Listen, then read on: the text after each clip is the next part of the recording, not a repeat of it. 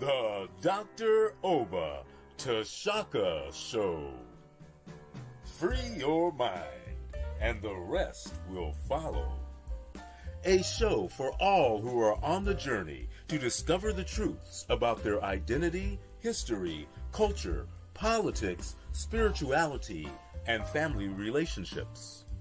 This is a show for the Black Freedom Movement and the Black Power generation and the hip-hop generation, including Black Lives Matter and associate activists, all of whom are seeking change.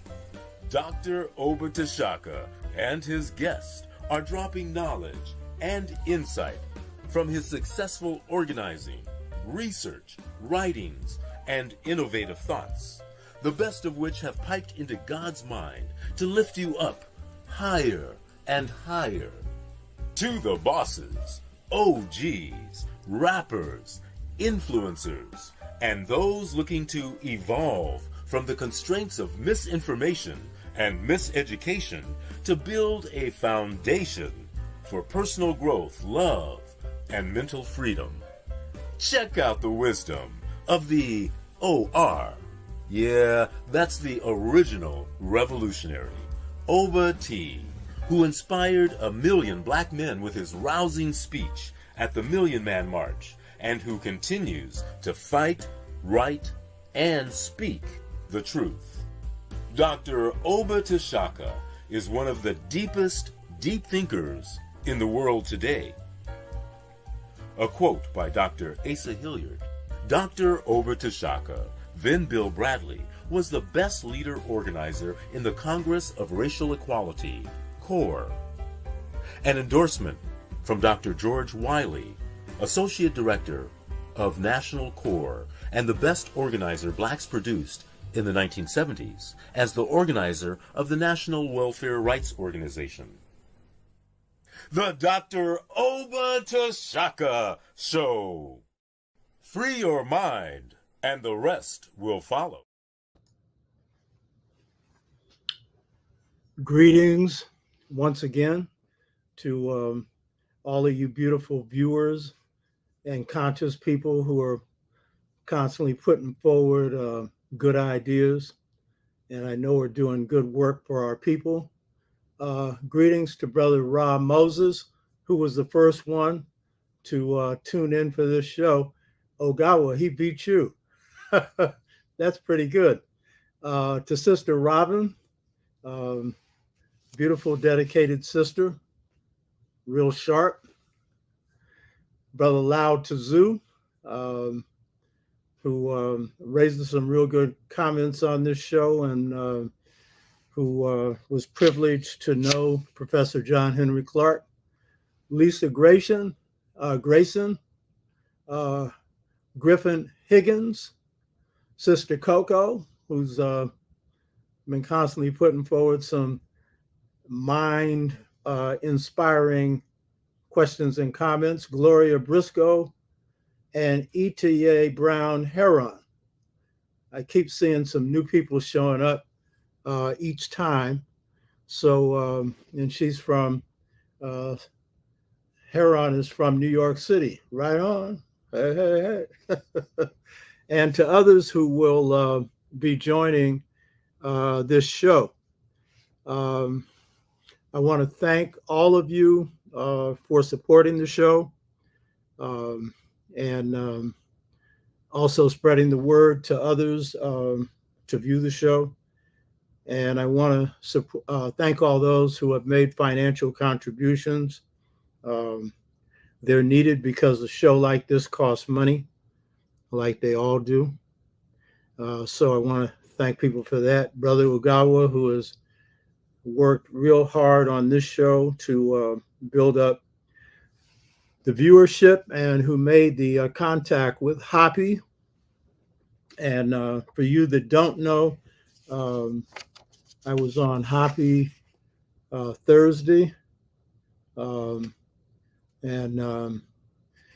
Just go to HAPI and you'll find Hoppy, and you should sign up for them if you aren't already signed up.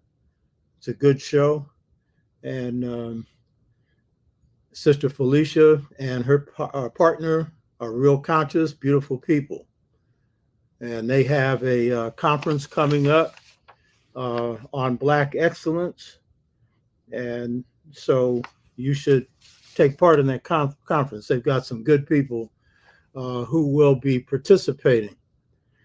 So I just want to thank everybody for supporting the show. And Hoppy's been very generous in the way they promote us. They put up our logo for the show and give people instructions to go and sign in and all of that. It's real generous. And that's because they're conscious people and developing some very good relationships with them, thanks to Brother Ugawa. Now, just for a few news items before I get into this show, this past week, you've noted that Biden has hosted African leaders from 48 African countries to the White House. Now, you might ask, why is he holding this meeting? And then pledged, I think, $50 billion over 5 years, which is nothing. I mean, that might sound like a lot to you, but that ain't nothing. Try and finance the national security state on $50 billion. And in fact, you'd need more than that for low-income housing in this country. So a continent, come on, man. And then American money usually comes with strings attached. So why the meeting? Well, on the one hand, Russia, but Russia's secondary. Russia provides some arms to Africa and some military training, because Russia's not a superpower, really, even though it has a big military whose weaknesses are being, exposed in this current war. But the main reason is China. China has made some real inroads to Africa. China's had a number of meetings with all of Africa's leaders. 2 of those were missing in this meeting that Biden had. One, the president of South Africa, who had to defend himself against corruption charges. So he couldn't come, and one other. But China, as I pointed out in previous show, has been engaged in Africa for strategic reasons, not because they like Africans. They like African resources, and they need them to grow. And so in exchange, they've done building projects, and they provided economic aid, substantial amounts. And unlike the United States, they're not in there lecturing to Africa, though the head of China has made some insulting remarks towards Black people. You should note that.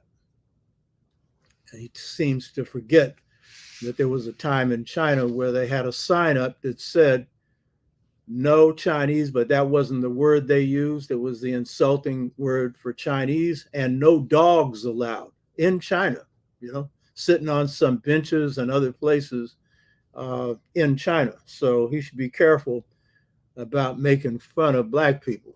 You know what I mean? I know they had trouble figuring out Obama, even though Obama was far from what we needed. He also Black. And that's the last thing they ever expected to see was a Black person in the White House. So I've said some positive things about China, but in the end, China's looking out for Chinese interests. We got to look out for ours. And what the U.S. is trying to do is counter China. Their problem is because they have a national security state policy, about the only thing they've been doing in China is giving military advice and encouraging military action. A lot of the destabilization in some African countries are due to African policies. Somalia, for one, encouraging other African countries to intervene when they should leave that alone, and supporting certain African countries at the expense of others. The U.S. administration has, in the past, supporting neighboring African countries in their policies towards the Congo and supported intervention in the Congo. and millions of African people have died in the Congo due to what I call mineral wars, corporate wars financed by corporations in the United States and Western Europe, because the Congo has the richest supply of minerals and raw materials of virtually any country on the planet Earth. And don't forget, as I pointed out in the previous show, the Kennedy administration's execution and the Eisenhower administration's decision to execute Patrice Lumumba, one of the greatest leaders that Africa's produced. And America was involved in the overthrow of Kwame Nkrumah, along with Israelis, and using some blacks too. One particular that had attended university with Kwame Nkrumah, who was the ambassador to Ghana at that time. And Nkrumah is one of the most visionary leaders we had. And of course, this country goes after anything visionary if it isn't white and looking out for corporate interests. So Biden didn't announce any new policies because he hasn't got any. And so what I'd say is good luck with what you're doing. And I mean that in a facetious manner, because luck was a German, and at least for black people, that doesn't bring luck. So I'm not wishing them luck. It's a joke, So, but the point that he's meeting or met with these African leaders is also an indication that they've been getting a lot of pushback from Africa. Africa has refused to go along with American policies on Ukraine. They refuse to line up on the side of the West, as India has, as China has, as most of the world of color has, And that's an indication that whatever problems Africans have, they've got some independent ideas on what their foreign policy should be. And they're playing it smart in this sense of, if they can get something from one country or another, they're not going to lock themselves in to one alone. There's a lot that has to happen in Africa, and African people are up to the task. So the U.S. should get out of playing the hypocritical role as lecturers. As much as this country violates the human rights of African people, Native Americans, Latinos, and people around the world, they're not in much of a position to be giving any lecture to Africa. And as much destabilizing as they've done of African governments through economic policies, some of which I'll be discussing today, that also should be another reason that they should back off. But we know they aren't. And so Africa is going to have to take care of business on that with our help. Second news item I wanted to note, the New York Times last Saturday had a very important article. And this article is showing that the military is recruiting in public schools through ROTC. Well, that's nothing new. I was in the ROTC when I was brainwashed, and they didn't have to recruit me. Well, I had been recruited by propaganda, John Wayne and all this kind of stuff, right? But what's happening now is in predominantly Black and brown schools, ROTC is being made mandatory. And of course, the Pentagon claims they don't have anything to do with this. Oh, yeah. And so that as this has been brought to light, schools like Chicago's public schools have backed off of this. But generally, they're doing it because they want a pool of Black and brown people who they can recruit into the military and then offer them incentives like you can go to college. Well, you could go to college anyway. And what they're going to give you is not going to pay for your whole tuition. That's another feature of the policies that are putting us in bad shape right now that I'll discuss today. And so you have some Black and brown children who are being recruited into the ROTC who don't like it and want out. And some of them have had difficulty getting out. Others have come in not wanting it and have been seduced in some cases by um, the discipline they feel that they're getting and um, by promises made to them. And, some of them have advanced in rank and stuff like that. And so it gives them a little pride. But what they don't understand is that that's a mentality to recruit them into the US military. And if they're like most who go in, especially the Army and the Marine Corps, they're going to come out with scattered brains. If they get anywhere near a battlefield, they're going to end up with post traumatic um, syndromes of all kinds. So, this is an example of the national security state in motion right now. This is just one example, and it's something that Black people and brown people should be fighting. Someone wants to go in there, you can't stop them. But to be forced, give me a break.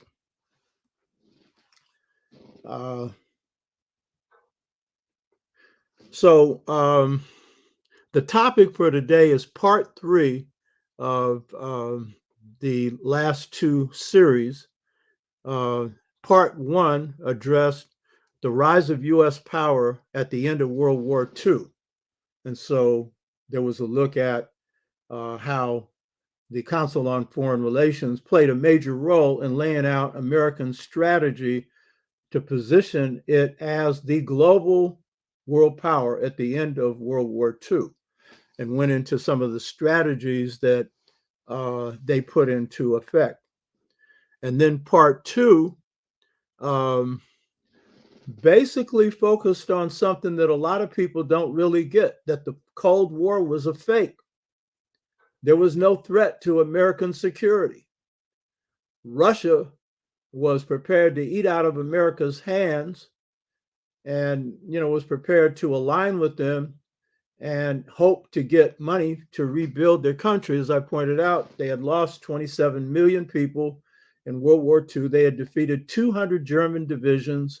The Americans, the British, and a little bit of what they called the Free French defeated only 10. But if you watch John Wayne and company in the movies, you think America won World War II. The Russians did. America only intervened along with Russia and a few forces from France when the war had been won in Russia, So the main point of part 2 was to show you that the Cold War was a fake. It was a fake so they could create a national security state. And so if you're looking at what's going on in Ukraine right now, it's an extension of those policies. And while Russia was wrong to invade Ukraine, America really set the dinner table, put the main meal out there. And someone as conservative as the Pope, head of the Catholic Church, said that America bore primary responsibility for this war. That ain't being played up very much. You know what I mean?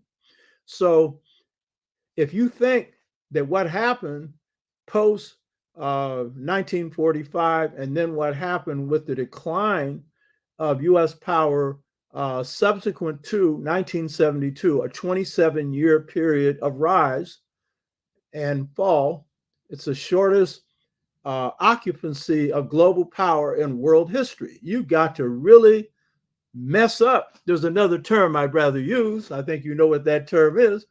You got to really do some stupid stuff to put yourself in that position. And notice I'm smiling.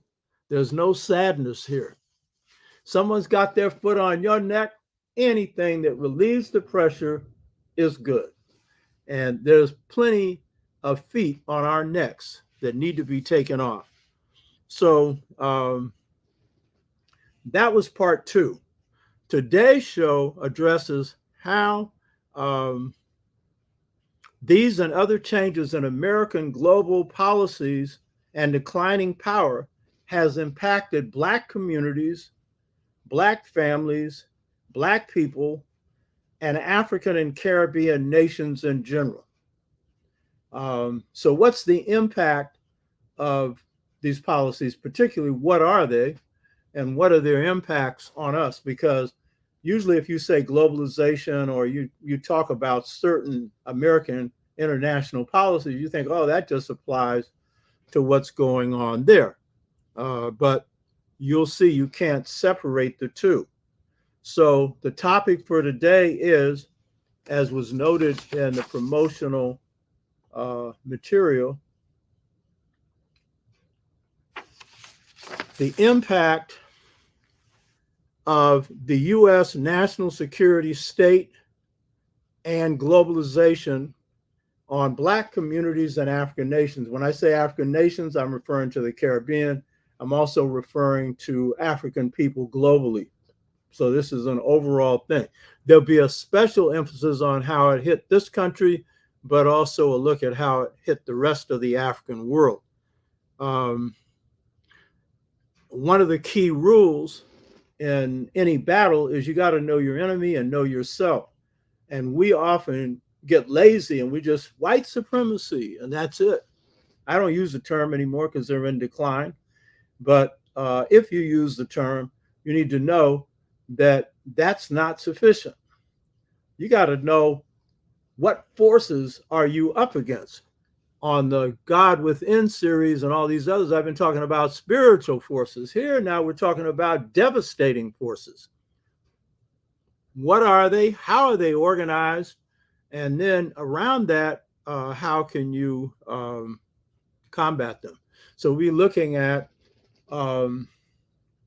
some invisible forces that have hit our communities and hit African nations, hit our families, and hit our people that have wrought some real disaster in Black families, communities, among Black people, and African and Caribbean nations and the African diaspora. We need to understand what they are. And they have done some serious harm to white people.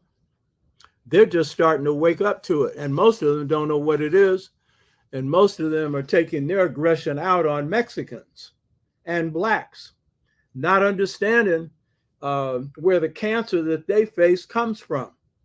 It comes from inside this house. It comes from the national security state. It comes from globalization. It comes from a number of other forces.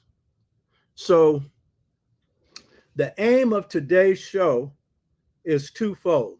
One, to explain the specific nature, goals, and objectives of U.S. global political and economic policies and how these policies have impacted Black families, Black communities, Black people, and African Caribbean nations and Blacks in the diaspora at large. So one is to define what are these forces, what are their goals and objectives, and how have these goals and objectives been pushed in this country and globally to the harm of African people, people of color, and the world at large, because I'll also be giving examples outside of Africa, because the world's a classroom, and what is applied to one people is usually transferred to another. Global capitalism doesn't discriminate when it comes to oppression. The second purpose of this discussion is to talk about strategies and tactics that can be employed and models, and particularly models that are healing, just society models that can be employed locally, nationally, and internationally to address various problems facing Black families, communities, Black people, African nations, and the African diaspora at large. So the second part is solutions. More is going to be put on the problem here because the problem is sufficiently complex that you need to be brought up to date on it. And the solutions are so broad and everything. Ain't one person got them. I'll be having a lot of discussions on this. I have before to some extent, but we'll be having much more, you know, because, and this is solutions not only of models, but of approaches and methods, some of which are being used right now, you know. So this is the discussion that I've had to some extent before, but I'm casting it in a deeper light in terms of defining the problem. Because once you know the problem you're up against, you've got a better chance of addressing it.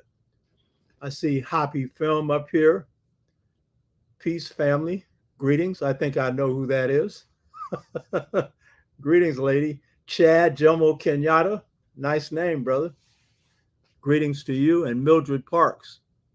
And Shahid Douglas. Greetings to you, too. So this will focus more on the nature of the attack that we faced and an overall overarching approach to models for rebuilding families and communities and African nations and just societies. And you're going to hear something that you didn't think about before, some of you, you know. And personally, these are issues I've been addressing for 63 years of my own work. And Black folks have been addressing this for much longer. And Black communities are addressing them right now, but sometimes not understanding the forces they're up against. Some do. Some do.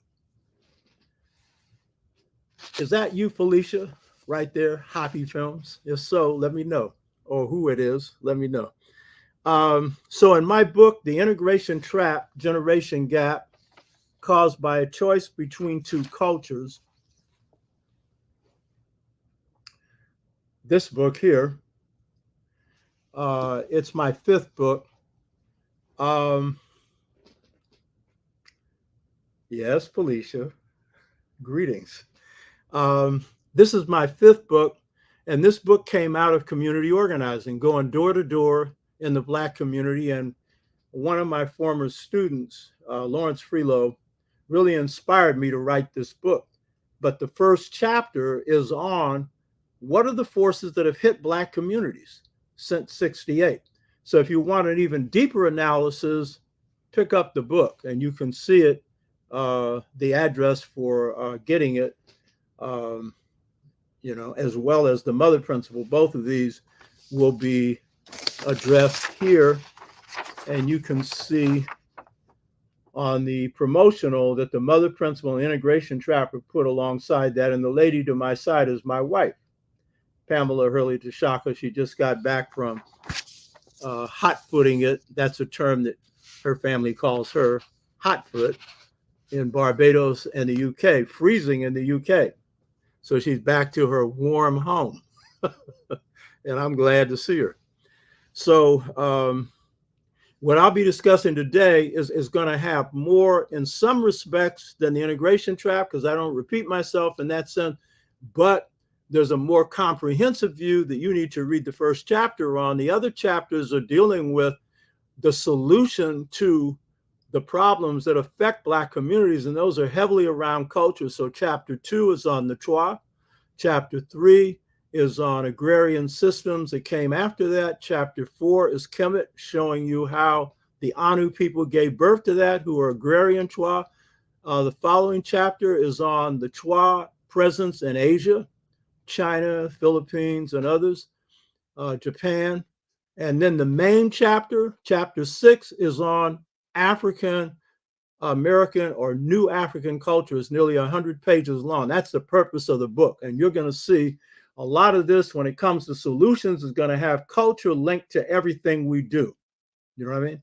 And then the final one is a concluding thing. So you should check this out. And God's in this. I'll explain that when I get to that point. One of the things that we have to really address when we're talking about what's hit Black communities is Malcolm's view and King's view. Malcolm, shortly before his death, and then King in terms of his life work, which converged with Malcolm's over time. Malcolm was a prophet, as Garvey was. He was a visionary, but he had this prophetic ability. He was born in the last solar lunar phase of the sun and the moon, where it looks like, it's dark outside. You don't see the moon hardly, and that's the last cycle of the moon's phase, starting with new moon to full moon, then to the end of the lunar cycle. People produced in this last solar lunar phase, see, I do a little astrology here that some people don't like or they don't understand, and then others do. That last phase can be a prophetic phase and it can be a revolutionary phase. Not everyone who has this solar lunar cycle is able to prophesize. Not everyone that has the solar lunar cycle is a revolutionary. My best friend, K.N.D. Solawazi, is prophetic.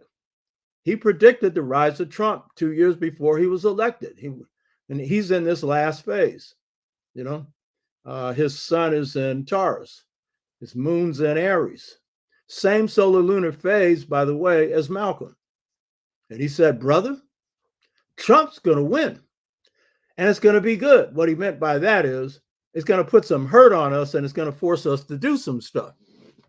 But he also said when Trump was running a second term, if Trump gets elected, I'm leaving this country. Now, of course, he wasn't, but that's how serious he saw it to be. You know what I mean? So he has this prophetic thing. And so he'll talk about the future like it's going on right now. And I listen because sometimes he's got some projections there and they make sense. So Malcolm was in this last solar lunar phase, sun in Taurus, moon in Aries, as was Garvey. Garvey had both sun and moon in Leo, but the moon was behind the sun. Garvey predicted World War II. He predicted Japan's involvement. He predicted that Africa would rise at the end of World War II. These are prophecies that came true. And Malcolm had a lot of prophetic things that were right. He predicted the urban rebellions, predicted the rise of Pan-Africanism that would come in the 70s in the US. He predicted a number of things. He was quite good. But this is a prediction that he made. He said that the generation of the 60s knew what it wanted. And he prophesied that the generation that would come behind my generation and his would know how to get it. That was a prophecy. King at the same time was calling for, because he was not prophetic, but he was calling for the restructuring of this country from unjust to just. And Malcolm had converged with him, and they had begun to think the same way. By the end of Malcolm's life, as he traveled in Africa, as he observed what was going on in countries like Tanzania, he met Julius Nyerere, who I met in 77 for over 2 hours. And he was learning from these African countries that were radical or progressive that there's something else that had to be introduced into the politics and economics of the Black struggle. And he was observing that in Tanzania, they had ujamaa, that one of our viewers had asked questions about, Sister Coco, a couple of weeks ago. And so he began to see that this economy need to be restructured, the society need to be restructured. So King called for the restructuring of the country, and he rejected capitalism because he saw it as oppressive. He wasn't a Marxist, but he rejected capitalism. And Malcolm made this comment. He said, just as a chicken is not designed to produce a duck egg, America is not designed to produce freedom. And he said, if a chicken could produce a duck egg, it would be a revolutionary chicken. And he said, if America could produce freedom, it would be a revolutionary system. And you all need to know that this country was set up to be anything but revolutionary. The founding daddies of this country, George Washington, chief of all, who set up the convention where they laid out the Constitution in secret, George Washington presided. He was the wealthiest person in the United States, a slave owner and a land grabber from Native Americans, fought in a lot of these wars against Native Americans. And so the Constitution of the United States is set up to see that the 1%, which the conveners of the Continental meeting where the Constitution was set up, this Constitution is cleverly written so that it sounds like it promotes freedom, justice, and equality. But it doesn't give you anything that will get you out of poverty, because it is set up so that the 1% that then controlled 50% of the country's wealth, that now controls much more, would hold on to it. You hear me? So it's a very clever system that was set up. And you get a Bill of Rights added on after the original drafting of the Constitution. But the real problem with the Constitution, among other things, is it maintained slavery. It did nothing to go against genocide. But the other main problem of the Constitution is it talks about, to the extent that it does, rights, but no powers. You know what I mean? No power to have some wealth.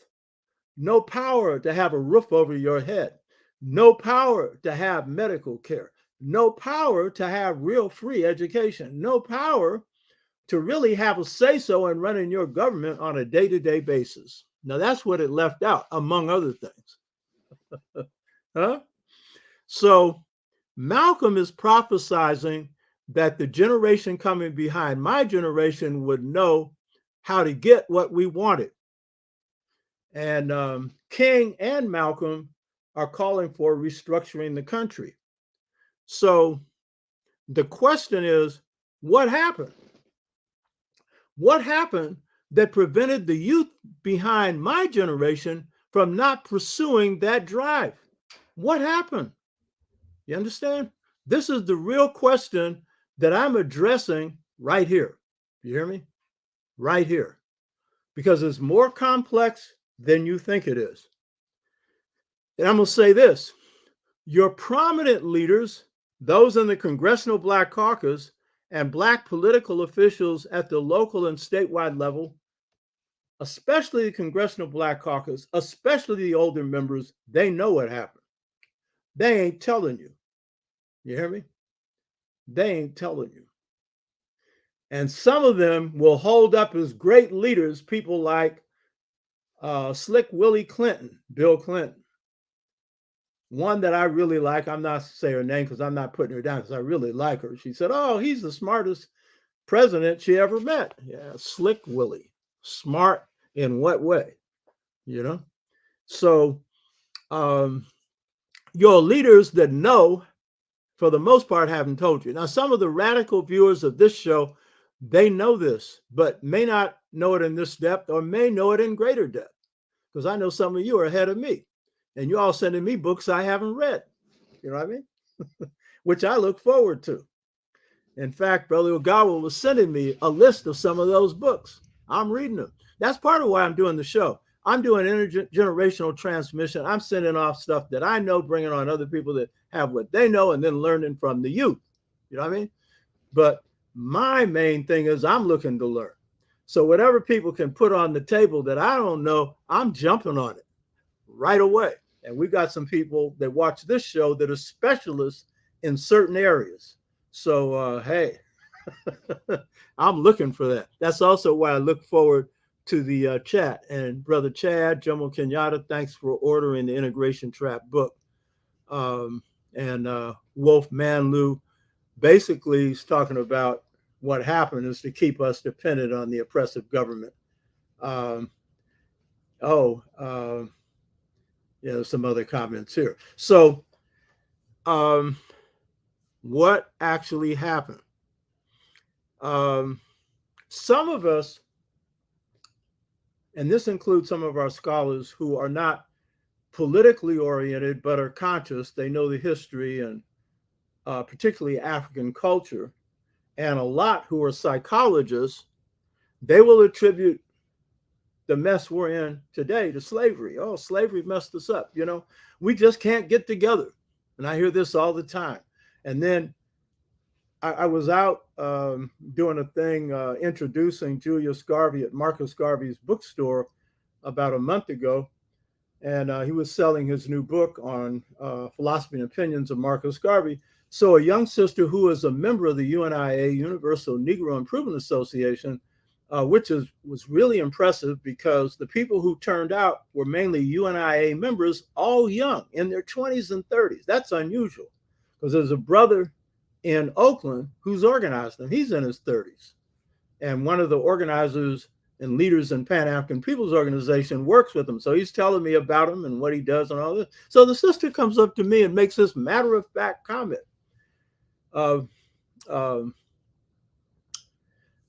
What can we do to get love in the Black community? It's just so messed up. There ain't no love anymore, blah, blah.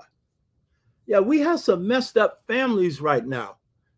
There's reasons for it, but there's also a lot of love in the Black community. You got new relationships being formed that aren't necessarily family, but long-term relationships and so forth. But the assumption was everything's just bad. You know what I mean? Huh? And then behind that is, well, we're at fault. Yeah, we own our part, whatever our part is. I'm into that. But now it's a little bit more complex. You're going to see that there's some forces that hit us that have nothing to do with slavery. And they have, even though they can play on the weaknesses that we have coming out of slavery, I won't deny that, historical amnesia, that's a weakness. A lot of us feel comfortable not knowing about our past. A lot of us go to Hollywood for the answers. And rarely is Hollywood talking about us. And so if the comic books come up with something, there's a movie that portrays Africa in any kind of positive light. Oh, we're so happy. And we believe that it's true in some cases. In others, we know it's fictional, but it's still good. This recent film on slavery that focused on Dahomey, got people up there crying over it. And some of them thinking, oh, it's a heroic film because African women were warriors. That's the only nation during the enslavement period whose economy was based solely on slavery. Those men and women were given hell to Africans. And the writers of that said, as Sister Felicia told me, because she's a filmmaker, the writers are whites, women, two white women. And she said, one of the writers said that they wrote on Dahomey because they knew that it participated in enslavement and they wanted to expose Black people to a country like that. And then, of course, twist it and turn these women warriors into heroes, which they were not. Neither were the men. They were brutal. They were brutal. If you read Zora Neale Hurston's book on the last slave, this brother had his nation had been attacked by these Dahomean warriors and women and men, but especially the women. He was referring to the women, but I'm not blaming just the women. They were both brutal, And he was talking about how they were so fierce and strong that they would tear the chin of a man off, leave him chinless. And they would basically kill everybody except the people of enslavement age. And I studied Dahomey. I've read all kinds of stuff on Dahomey. I know Dahomey inside out. And in fact, when I heard about this film, I said, I bet it's Dahomey. And sure enough, it was. I said, pure bull. You understand? In some cases, the Dahomey leaders would come to a neighboring kingdom, and to prevent them from enslaving them, they would say this: give us half of your crops. What happens when you give up half your crops? You're going to starve. You understand? So some of us, we are drawing conclusions about what's gone wrong by Hollywood. Now, if Black people are putting out something that is really historical, Well, maybe so. I haven't seen Will Smith's movie, but I have it on good authority. Um, Dr. Raymond Winbush, who's a good friend of mine, saw it. He thinks it's good. I'm going to watch it. I'm not endorsing it. I haven't seen it. But if it does what he says it does, show the resistant spirit of the African, and they took on an iconic picture of an African whose back had been so scarred with the whip that you couldn't see his back and even his face. And so, yeah, he slapped the brother, you know. I'm going to watch the movie because the boy can act. And I like Muhammad Ali. He should have got an Academy Award for that. So I'm not up here siding with him slapping somebody. He got his own issues. We all got issues. We got to deal with them. You know what I mean? But that may be a case where you're seeing something in Hollywood that's real, but don't rely on Hollywood. Pick up a book. Don't rely on me alone or some of the other scholars who present on Facebook and YouTube. Read. You can't lead unless you read, and I don't have time to prove it. We got enough shambles of mistakes made by organizations and leaders who didn't know what the hell they were doing. Or if they knew halfway. Halfway ain't good enough when you're up against the most powerful force on the planet when it comes to technology that's ever been known. So, you got to have your stuff sharp and you can win. You just got to know where their weaknesses are. So, so some of us will attribute the problems that we're facing now in Black communities to slavery, breakdown of families, communities, and so forth, to slavery. No way. I'm not saying we don't have problems coming out of slavery, color complexes, some of us feeling less than, that some of us call inferiority complexes. A lot of us just, being hit by forces every day that leads us to question ourselves. I mean, I understand that. You know what I mean? Every time. You could be a friend of mine, a master's in engineering. He's now moved to Ghana. John Webster, I had him on a previous show. He was working in a white engineering firm. He's got a master's. Hardly anybody on that show, on that firm, had a master's. And he is doing the math for a bridge. And the owner comes in and said, "How did you do that?" Come from Southern University. I don't know where he got his master's, but he got his degree in engineering from Southern. Say hey to Black colleges, He said, "I did the math." He said, "I had to get out from under there." He organized his own business, was one of the things you need to do, If you got a job, get something on the side. Notice that all my stuff, I control my stuff. I write books, I hire people to edit them, and then I publish them before I had them printed, and I distribute them. And that's what I do with all the stuff I do. I control my stuff, you know what I mean? Later for that. I'm not going to some white publisher that can edit my stuff or try to even. So that's what some of us think. And there are other analyses that we have that it's just hard to organize Black people. Well, that is true. It should be hard. You hear me? I mean, you're putting your neck on the line. You shouldn't just be falling for what anybody says. You know what I mean? Yeah, it should be hard. But the one that's hard to get, it's like when you're out dating and stuff, that woman that finally takes an interest in you, or that man that takes an interest in you after a whole lot of work, that shows some potential. If you just falling for the first rap that you get, good luck with that. Remember, that's a German god. So if we're going to rebuild our families, extended family communities, and strengthen our people, then we need to know what are the forces that have weakened us at this time. So what happened? Now, in previous shows, I've made this comment for me that, and see, I'm putting down people, it appears, for not knowing the answer to this, but let me join the choir. In the 80s, early 80s, and some people have heard this show before, have heard this, but most of them haven't.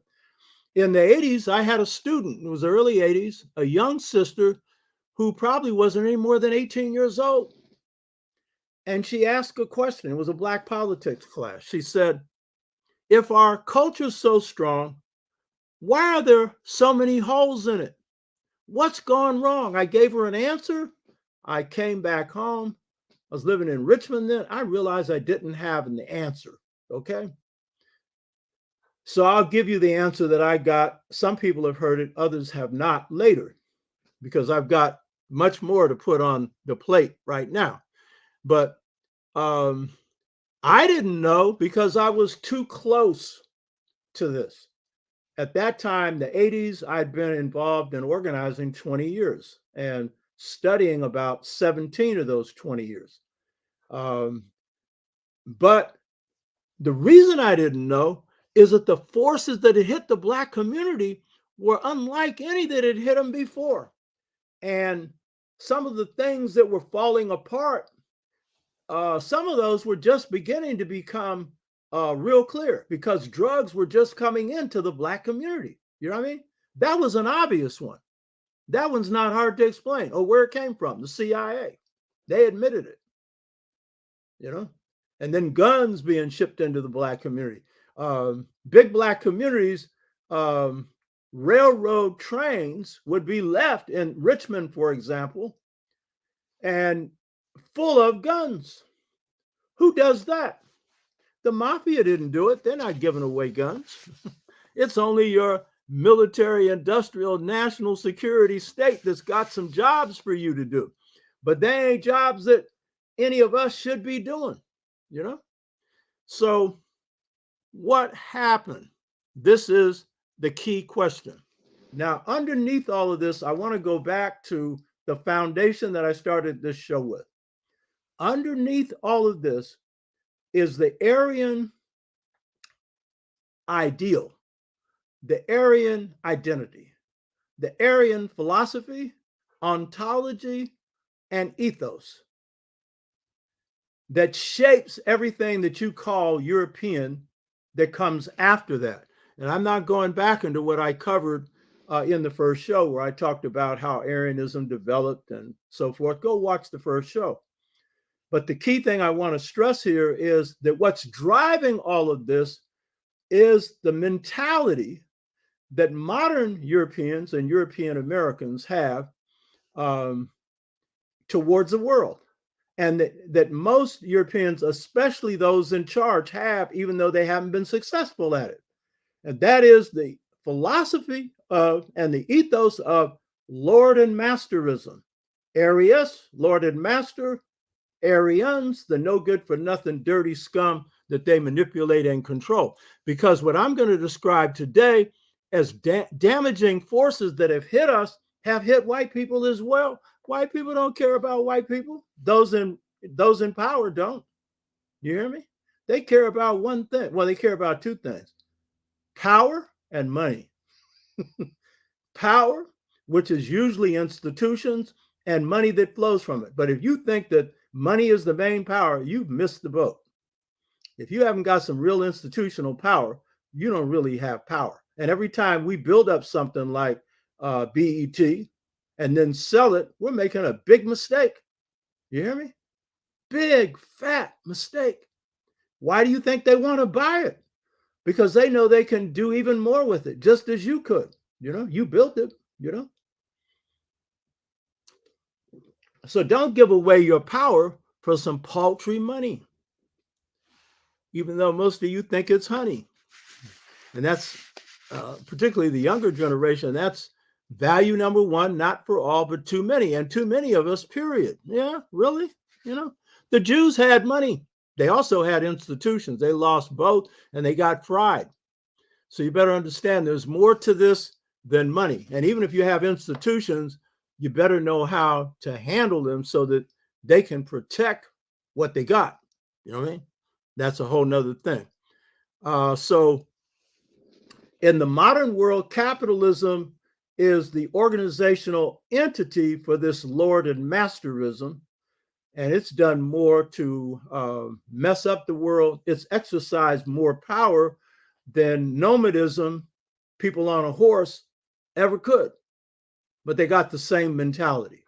And at bottom, it's a mentality of cruelty that cares nothing for human beings, you know? And what I'm discussing here today is cruel to the bone, but it'll always pretend to be good for you. It's like a doctor giving you poison and dressing it up as medicine, you know? So that's really what this is now. So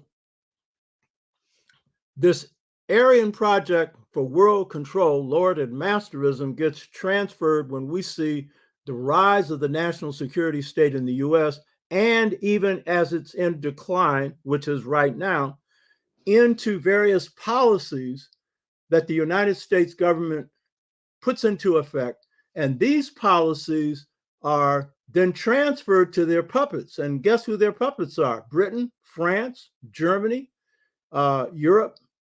And then they are the agents for enforcing it in the world. And of course, their structure is NATO, originally set up to allegedly in the US protect this country against Russia. I've shown you that that was bull. That wasn't the reason. NATO was originally set up for the American military to control Europe. And the CIA was set up to enforce that. If you didn't go along with it, you got a message, you know? But then, as America gets engaged in wars in Vietnam, in Iraq, and Afghanistan, NATO forces from most of these countries are engaged in those wars. What has that got to do with the North Atlantic Treaty Organization? Huh? They're following American power. So the national security state is designed as the instrument that carries out the dictates of those who run it.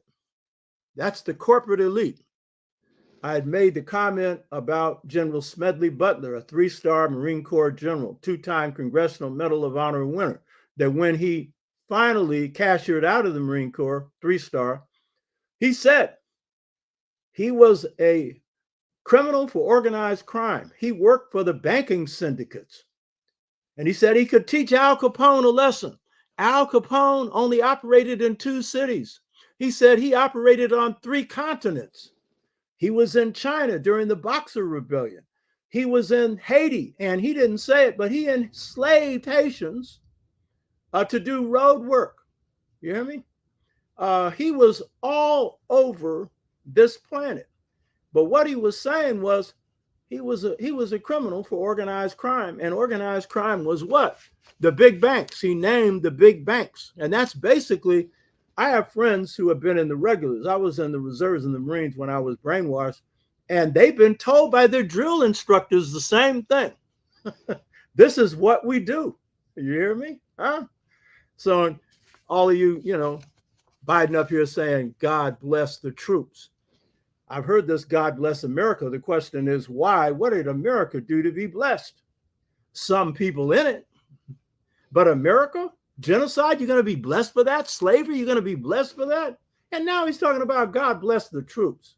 And by the way, his son was killed through those same policies. He picked up some of those chemicals when he was in Iraq. You know what I mean? It killed him, gave him cancer. And he's still up here saying, God bless the troops. And he ain't served a minute in the military. That's interesting. You're ready to send people off to die or lob some bombs somewhere, or keep up a war in Ukraine when you haven't had the nerve to stick your neck on any line, or you were too smart to. So the forces that I'm going to be talking about are propped up by the national security state, by the CIA, by other forces of violence, they keep you in line. And then, of course, are implemented by the World Bank, International Monetary Fund, and other agencies that carry these policies out that we've talked about before. Now, these hostile external forces that hit Black communities and hit the African world, these are forces whose policies became popular among the ruling elite The people who run the country. See, you're always talking about white supremacy. White supremacy don't run the country. The ruling elite runs the country. And I'm going to tell you, most people don't know what that ruling elite is, by the way. Huh? It is the ruling elite that consisted of the corporate heads and their managers who answer to them, economic thinkers, and leading politicians who are servants of these. And by the way, if you think the Pentagon is leading this, I've talked to people who in the military, and they say anytime a corporate head comes to the Pentagon, the 4 stars pee in their pants because the master has come. And most of them end up serving on boards of directors of these corporations once they get out of the military. So the forces that hit Black communities become popular in the 70s among the corporate elite and among political leaders. And they reach a high point in the 80s. And you should think about what happened in the 80s. I think if you think about it, you can almost guess. These forces that would hit Black communities and would hit the African world created the greatest erosion of Black families and extended family communities in our history. They would also produce serious weakening of African and Caribbean nations. And these policies would be put under one word. Some of you know this, most of you don't. And I talk to community organizers and hardly any of them know this, and they're good organizers. These policies come under one category called neoliberalism. Neoliberalism, neoliberalism. You hear me? If you're going to win in battle, you got to know your enemy, you got to know yourself. And in this particular case, you got to know the structures, the institutions, and the policies and the thinkers that drive those policies if you're going to defeat them, you know? And I'm going to say this. The real difficult task for Black communities particularly is that these forces are not easy to identify if you're just looking at their results. The weakening of families, for example. It's not easy to simply say, well, this is why, because they're invisible in the sense that there are policies that hit you that don't come at you right in your face like the Klan.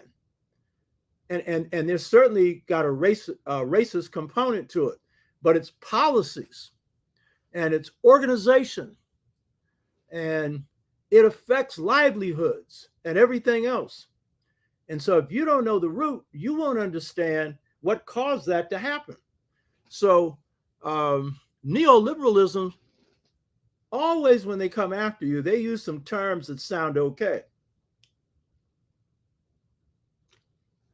Neo, well, what does that mean? It's tied to liberal. So liberal sounds okay. But neo is telling you that, well, it's kind of modified. It's not fully, liberal. Like I'm a neo-Garveyite. I used to be a full-blown Garveyite. That means I've taken some principles and I've adapted it. But I'm doing my own thing now. But it was good grounding for me. So neoliberalism, liberalism does not mean anything progressive. And note that most of us see problems with liberals, because liberals are usually there to grin and skin and do very little,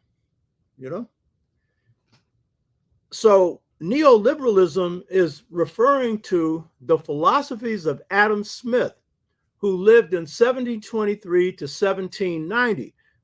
Adam Smith is a principal author of capitalism. Yeah, and Coco says neoliberalism supports fascism in this country.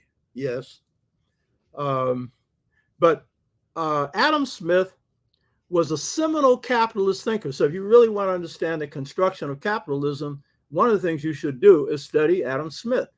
And see, one of the things we don't do is study thinkers beyond racist thinkers. And I'm sure he was racist, but he had policies that went well beyond that.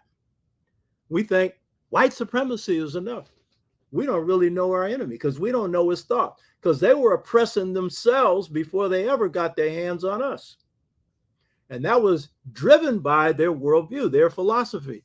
And so the essence of Adam Smith is, his philosophy is, of course, the private market. It is capitalism. It is business owned by a few people, you know. But he argued that the capitalist market was a rapidly adjusting, self-correcting mechanism. In other words, the capitalist economy almost thinks on its own. So if you just leave it alone, it'll do good. That was really the essence of what the neoliberalists argued, because you'll see why in a minute. So that's the essence of Adam Smith. It's a few will own and control the production of things, the means of production, capitalism, and they're free to do whatever they want.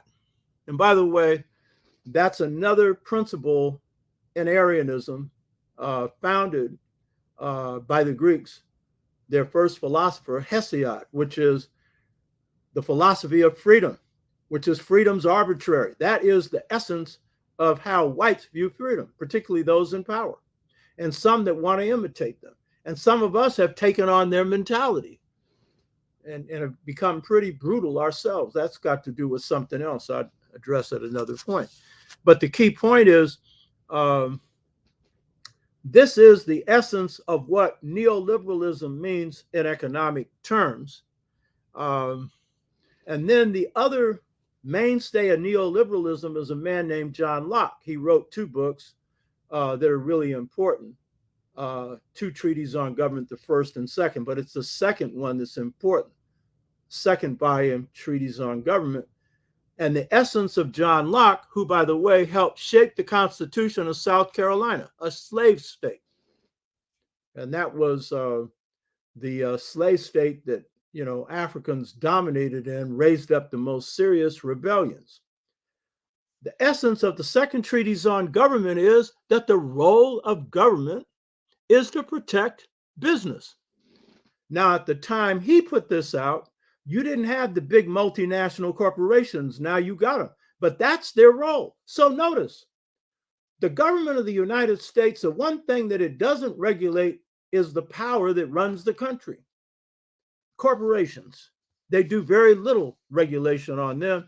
And generally, they put their people in charge of the regulatory agencies. People talking about how they give finances to campaigns. Yeah, true.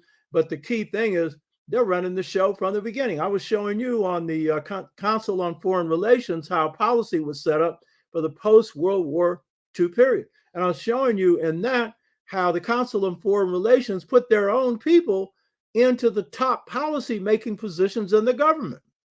Or they were right there in the meetings guiding them so much that some of them in the State Department particularly resented it. But it's like, you know, the puppeteer has got to be in to make sure that those strings are pulled right. You know what I mean? So this is what neoliberalism operates on. Free markets, and then they mystify the markets. And then they have all of these Ivy League colleges and others who give you degrees in economics. And so when you come in with your little stuff on economics, you know what you're talking about. And then you run that on Africa, Asia. You ain't running it on the Chinese. You ain't running it on them. They got their own thing. Even though it is capitalist, it's state capitalism under their own rules, you know, and at least they go after poverty. I'm not endorsing them. I'm simply saying, you get into China, the free market ain't going to be the thing that's working there. The state runs things, you know what I mean? So here's the key thing. Know your enemy. I was watching I was reading an article in the New York Times. It was about 2 weeks ago. and it was on economic classes that are held at Harvard. And so they had this woman who teaches this, what's supposed to be a popular class because she comes up with conventional issues and ties it into economics. And when you come into the classroom, there's a sign that says, "Our friend, Milton Friedman, our friend." See, anytime you have the Ivy League colleges pushing a thinker, those are thinkers approved by the rulers, because the Ivy League colleges are the top tier for preparing the managers of the systems that the rulers control. You hear me? And so you think bask in all this luxury and stuff. I know Obama felt that way, and they converted him to this philosophy that I'm going to get into. Oh, you're at the top of the heap. You know what I mean? Oh, you're just grateful. Skip Gates, that's how he thinks. I think he came out of Yale, and he's smart, you know. So, so you think, oh, I'm getting the best education. Cornell West, I like Cornell. Cornell's a nice guy. You know what I mean? Cornell is anti everything you should be opposed to, but he can't tell you what he's for. Not really, other than he's for socialism or something like that. And he was anti-Afrocentrism. His boss, Skip Gates, when they're trying to wipe my department out between 90 and 92, I'm leading the battle against the Hoover Institute and the whole California State University system. Here comes Skippy Peanut Butter Gates to have dinner with the president of San Francisco State. So I sent a spy to the meeting. And what did he say? I never heard of Black studies at San Francisco State. That's like you saying you never heard of your mama.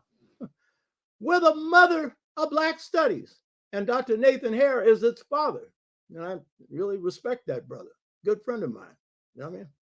First person I hired when I became chair, tried to get him tenure because they whiteballed him because he was the principal advisor on the strike. That is, the one who set up the curriculum for Black studies. And I stood on that and then created an African-centered discipline, the only radical one in the country, because I just happened to be radical. And I got all the people on my faculty to follow it. And guess what made our discipline radical? This goes back, some people have heard this, but I don't think it's sunk in. We centered the discipline on spirit. Most of us who have been Ivy League miseducated wouldn't even appreciate this. And most of us who have been miseducated wouldn't either. And I'll just say that's what we did. I'm not going to go into the details of blah, blah, blah. And by the way, you should read Dr. Jacob Carruthers' book on intellectual warfare that will school you on these misleaders who are producing something that they call Black studies that is coconut studies, or really Oreo cookie studies. You know what I mean? Read his book. It's an excellent critique of Skip Gates, Cornell West, and everything else. And so, Cornell West and them, they basically opposed Afrocentrism. They don't know nothing about Africa, particularly Cornell West. He don't know. But I like his critique of Obama. He wasn't very smart in how he did it. You got to know how to do the numbers and the Black community. You don't come out doing it the way you did it. You know what I mean? You got to do it in another way. I know how to do that. You should. You know what I mean? But I got his point on that. So I like him, but come on, man, you ain't got nothing to offer. You're up here stroking your beard and saying, "Oh, I get $65,000 for stroking his beard." Ain't that something? So, and by the way, his books, only one book is sold, which is Race Matters. The others don't sell. But his publisher says, though his books don't sell, we're committed to him. What does that tell you? Some of our people are favored by the power elite. And even when their stuff ain't making profit for them, it's profitable in other ways because he appears to be the left or alternative, to the system. When in fact, and I'm not knocking because, I have a different view of Christianity. The system really loves Black thinkers who are Christians, that is, who rest their stuff on Christianity and other things. And then they've examined this stuff and knows that it leads right back to them. So it's okay. But I still say I like him because he's got some nice stuff there. But I don't think you want to be on that kind of like list with me. You know what I mean? Now, drawing specifically from Adam Smith's neoliberalism, the U.S. centers their thought then on Milton Friedman, which this woman who has had this has this major class at Harvard teaches on. And by the way, the article showed that while a significant number of students was going along with what she was saying, the ones that didn't go along with them, one of them came from Africa. And he said, I've seen the effects of these policies. They're no good. And another one came from another part of the world of color and had a similar critique. So what I'm talking about here, as it affects Blacks, I'll also talk about how it affects Africa, and it ain't good, you know? So Milton Friedman is the author of an economic doctrine called neoliberalism, and it is under the guise of neoliberalism that our communities were attacked and that African nations were attacked. And yet we don't too often know what this is. Some people on this show do, but a lot do not. And you should be taking notes on this because I do research for my stuff. You know what I mean? In fact, one of the things that challenges me to do the show is going and digging for more information. In this particular case, I already had it, but I still had to go back and reference it and stuff like that. And I'm not mainly a fact man, but my facts back stuff up. I'm an innovator. I got new ideas. But the key point is, and I'll have a key one for resolving all of this. But the key thing is, if your ideas don't conform to reality, then forget it. Your stuff's got to be field tested. It means it's got to walk and talk. It's got to work, you know? First of all, in analyzing the problem, but secondly, coming up with solutions. So Milton Friedman, the University of Chicago, Friedman, Friedman, an economist who founds what's called the Friedman School. He sets up a system that is both economic and political. These two are tied together. Most economists just deal with economics. But you see, he's somebody favored by the rulers of the country. If you're going to get your economic policies through, it's going to be through the political system. And so you also then have to impact on government policy. And so Leo Friedman was opposed to, as were the corporate elite in general, to the New Deal policies of Franklin Delano Roosevelt. And in one of my early shows, I showed you that there was an actual attempt by a sector of the power elite to actually overthrow Roosevelt in the 30s. Most people don't know anything about that. You need to go watch that show. And it was supported by some major centers of power in this country. And Smedley Butler was recruited as this 3-star general, retired, to lead the army that would take over the government. And he exposed this to Congress. Congress didn't prosecute a single person because these are the people that own the country. Not all of them, but a significant number. They just shut it down. And so you hardly hear about this, you know? Again, your miseducational system isn't telling you what you need to know. There was actually a serious attempt to overthrow the government. There's a lot of, little groups get together and say they're going to do something, but it was serious and it was coming from the right and from corporations, which, by the way, had been supportive of Adolf Hitler. So what is neoliberalism? Overall, neoliberalism draws from something you don't study. A few of you do, most of you don't. And that is the Aryan worldview. And I'm just going to say this because the book that's coming out on SEBA, I have a detailed critique of this worldview. And the essence of it is the Aryan worldview, the European worldview, I've said this before for people that watch the show, is teleological. T-E-L-E-O, T-H-L-O-G-I-C-A-L, teleological. What does that mean? It means it's use-oriented. In other words, the thoughts of the West are utility-based, meaning there ain't no morals in it. It means whatever worked or works for those in power. The philosophy that governs this country is pragmatism. And that's a whole nother story. So these are all things you need to know. And it's one of the few philosophies in the world that has no principles guiding it.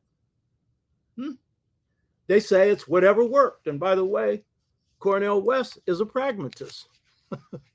He calls himself a progressive pragmatist because getting in all those classes, and he's smart, they patting him on his head and telling him how smart he is. And then he's reading all these books by these white philosophers. He embraces it. Come on. African philosophy is spirit and material based, but it is guided by spirit. You understand? And it operates on impacting all and drawing from all dimensions of the mind, as do Asian and Native American philosophies and philosophies of people of color. But this one here is solely based on what you can see, smell, and touch, empirical, surface stuff. That's why they mess up so much. Even though they have people among them, and including a lot of white people, because we're all spirits in a body, not just black people, believe it or not just African people. But the fact is, the Western worldview is teleological. It is utility oriented. Morals ain't got nothing to do with it. You hear me? Ethics ain't got nothing to do with it. That's their core. So neoliberalism, under Milton Friedman, the essence of neoliberalism is this, and I'm quoting from him, quote, maximize profits for the shareholders. Got it?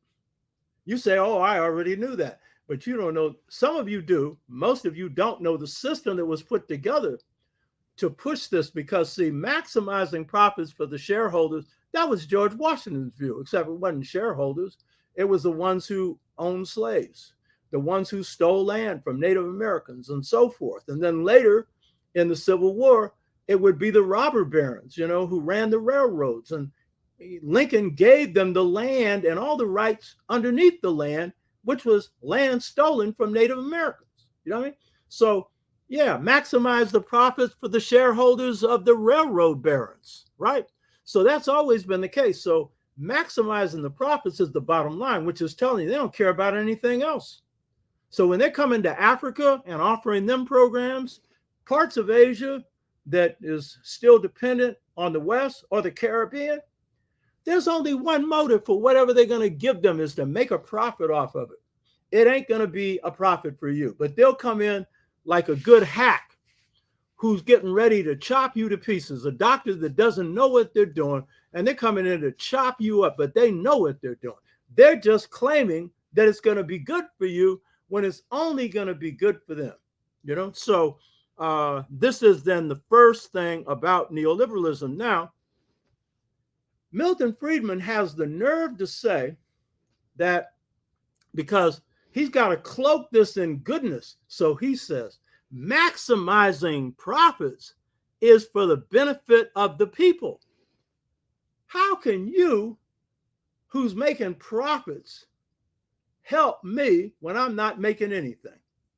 And how can you profit me when very often, because you're going to see in a minute, the way you made profits is off my tax money.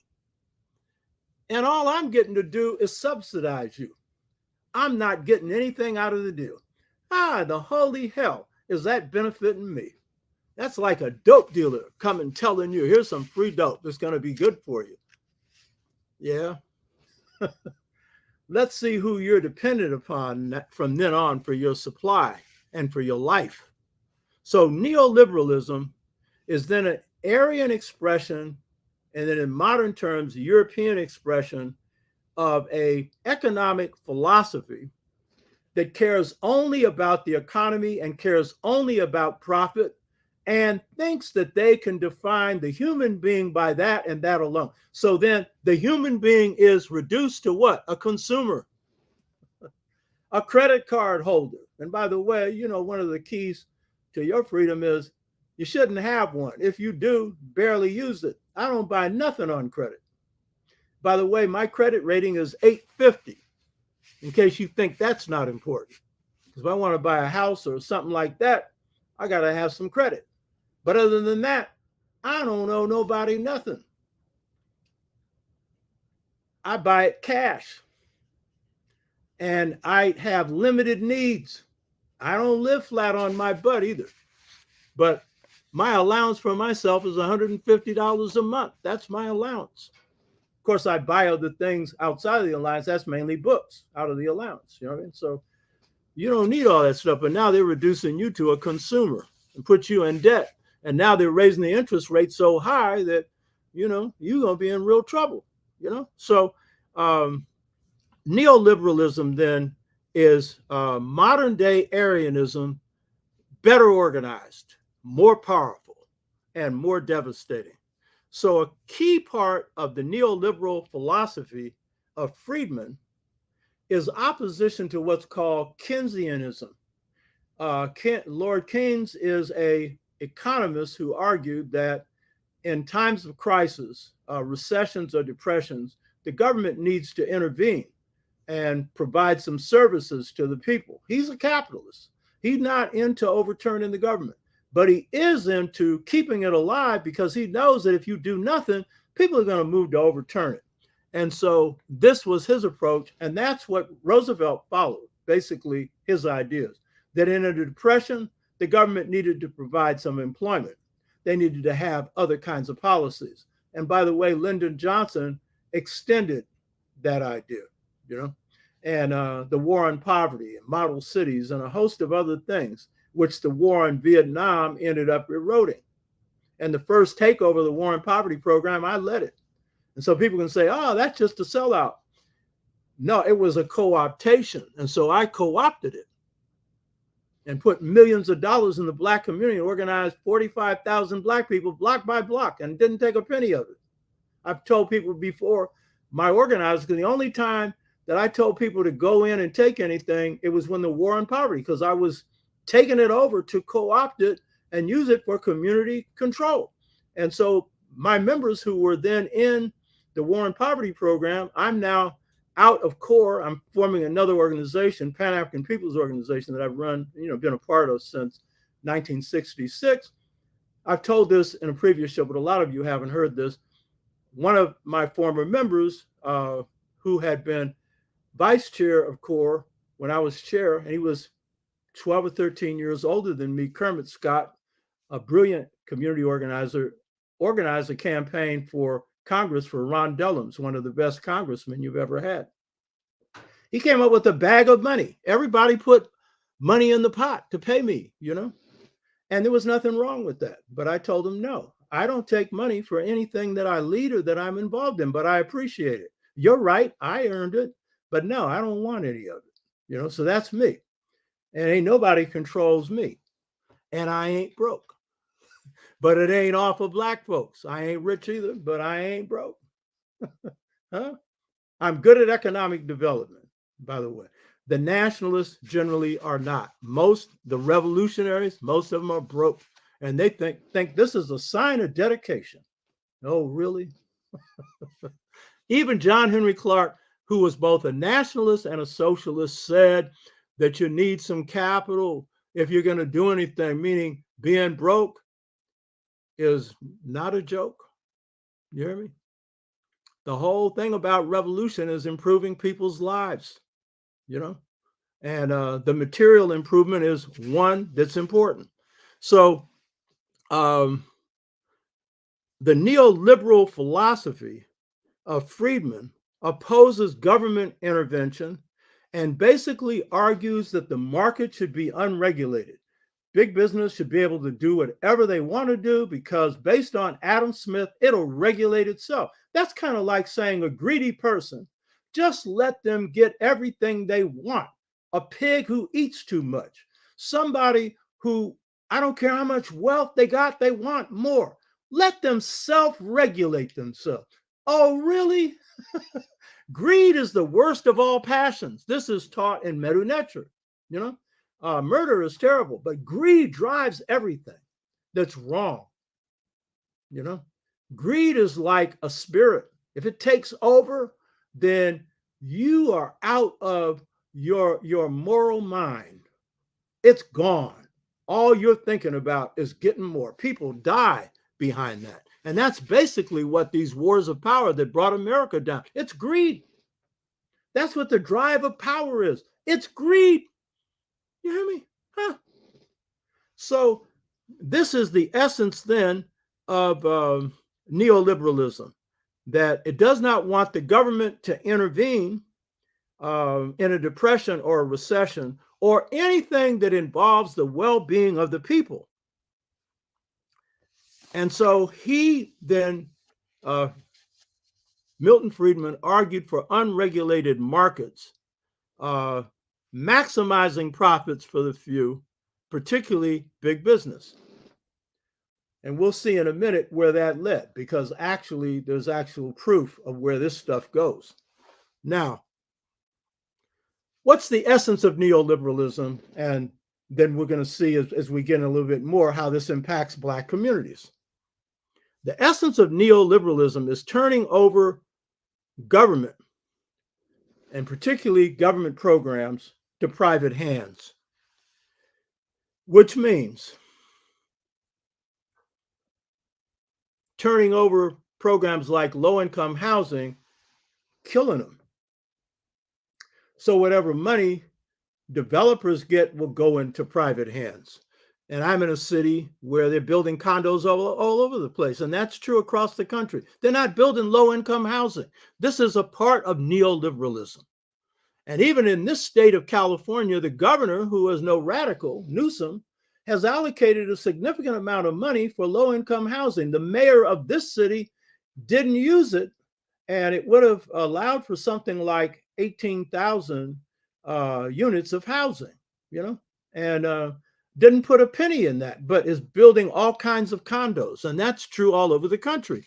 Housing for the rich or the upper middle class. And meanwhile, you got across the country people lining streets, homeless. You hear me? Freezing weather, whatever weather, because the money is going somewhere else. So neoliberalism is turning government programs into private hands. So low-income housing gets trashed. Policies for unions get done in. Welfare programs are ended. They want Social Security. That is the last big bundle that they can put in their hands under neoliberalism. They have taken public school budgets across the country, privatized or chartered schools, which was constructed again under Friedman's thought, where you would take the biggest budget of a city, which is public school budgets, and put them in private hands. But you would argue that the schools ain't working, so this is better. Well, why aren't the schools working? Because there's no real federal money, any significant amount that's put into schools. Schools are funded primarily through the taxpayers. And if you're in a poor Black community and you've got few homeowners, because that's basically where that tax is coming from, the homeowner's tax, then you're going to have less money to put into public schools in Black school districts or brown school districts. But if you're coming from a rich community, your schools are going to look like universities. And they do. You hear me? And they're going to prepare you for university. Whereas the other ones is going to prepare you for jail or for the military or to be homeless or to be on drugs. So privatization of schools. The military now, they have McDonald's feeding the military. They have private food contractors feeding the military. Why would you do that when you can take a buck private who's getting paid nothing and train him in cooking? And it's going to cost you hardly nothing. But you bring in McDonald's, then they're going to make all kinds of money. You know what I mean? It isn't doing you any good, but that's because of neoliberalism. Turn what is public into private. You hear me? And then a high sector of the military is made up of mercenaries who are making big money. You hear me? Big money. And so in Iraq and Afghanistan, you had mercenaries fighting alongside the US military. They're making big money, 100,000, 200,000, which is big money for them, you know? And these private contractors are supported with government support. So then in the case of Africa, Latin America, the Caribbean, parts of Asia, those parts that they control, under the disguise of aid, which in the 80s was called structural adjustment, which was really structural lynching, they will give you money on conditions that you close down free medical care, end free education. This is in Africa. This hit Africa hard. And turn over your resources to private enterprise, meaning allowing big business from the US and the West to come in and take your gold, as in Ghana, or to take all of your raw materials, as in the case of the Congo and other African countries, in exchange for aid with strings with interest. Neoliberalism. And they'll come in and tell you this is for your own good, because they'll have some PhD come in who's got some degree in economics. And the worst one would be from the University of Chicago. And the other worst one would be from the University of California, because I'm going to show you in a minute how they use those economists to do in these economies. So these policies, understand this, these policies are so rough and tough that US rulers didn't want to implement them first on the backs of the people of this country. They wanted to refine them in the Middle East. They wanted to refine them in South America. They wanted to refine them in Southeast Asia. So what did they do? They overthrew the government in Iran, Mossadegh, who had nationalized the oil wells so that the people could get the profit from the oil. They overthrew him and put in place the Shah so that the money could go into Western hands.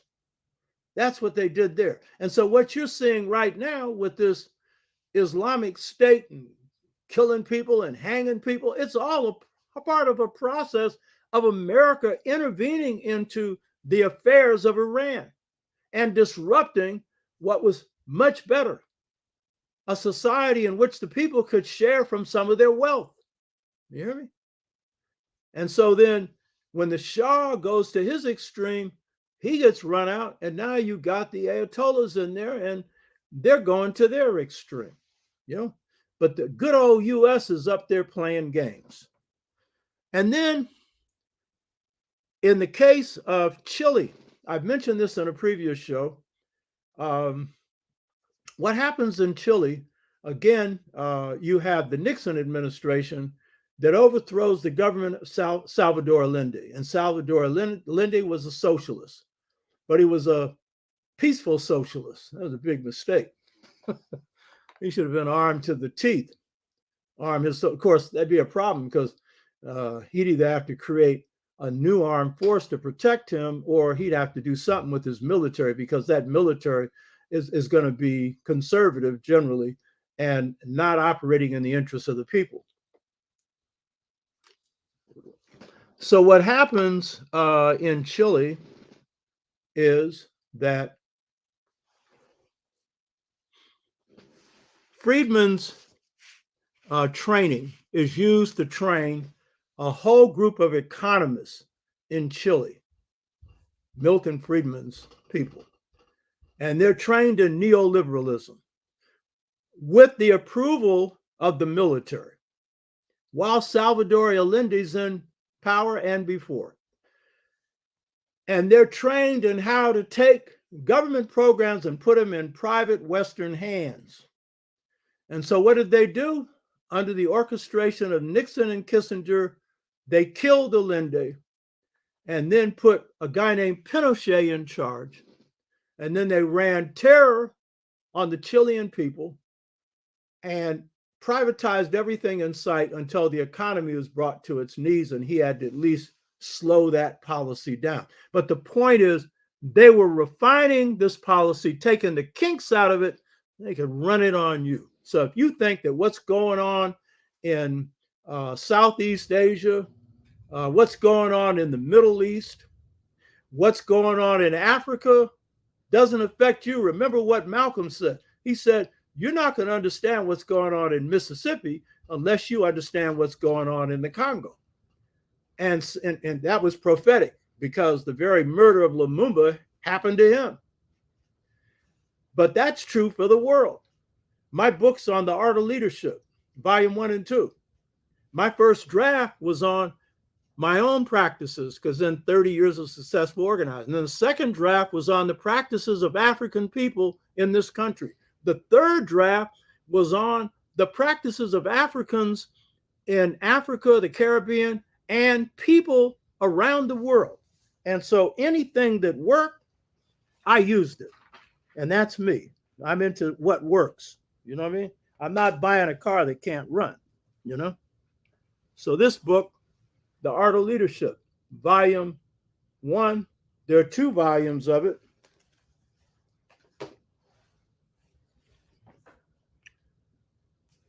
The second one, volume 2, took me 10 years to write. These books are based on learning from my own people, learning from the globe, and taking the things that work. I'm alive because of this. I learned low intensity operations, which is the most effective method for destabilizing movement. Y'all know about COINTELPRO. COINTELPRO's Mickey Mouse. They ran that on me. They tried to kill me 3 times.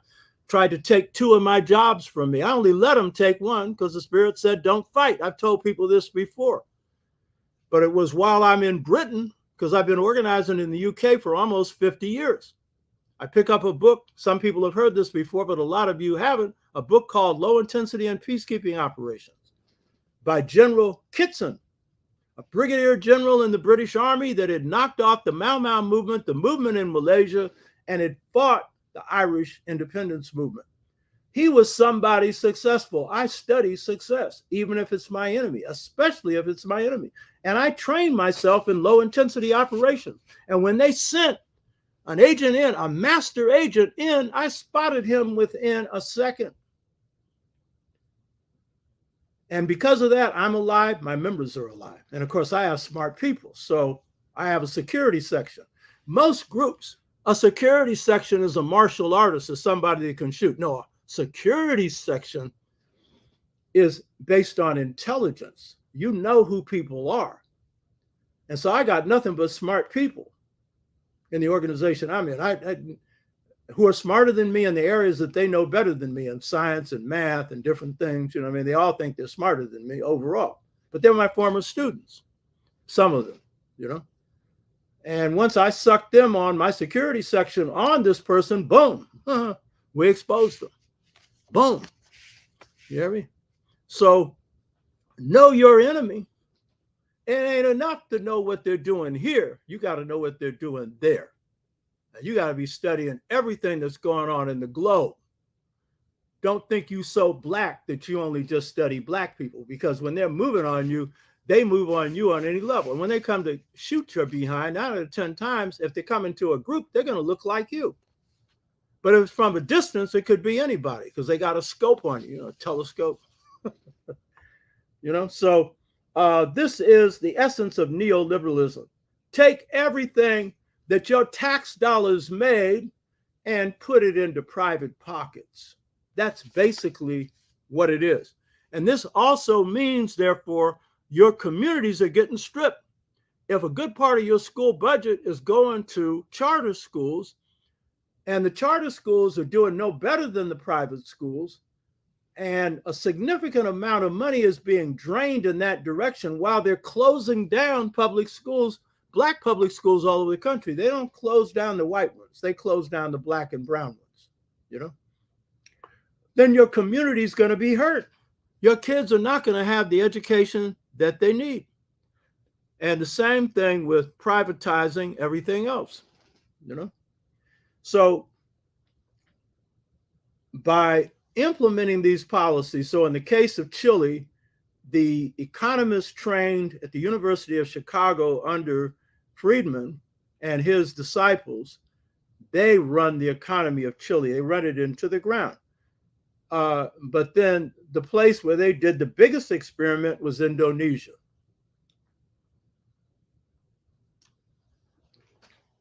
Barack Obama's second father comes from Indonesia. I understand he has a pretty big inheritance from him, enough that he could give Biden, I think, $200,000 or $300,000 for an operation that he had to have on his son, which was nice that he actually gave him that money. But Obama has that quality, even though he's an advocate of neoliberalism.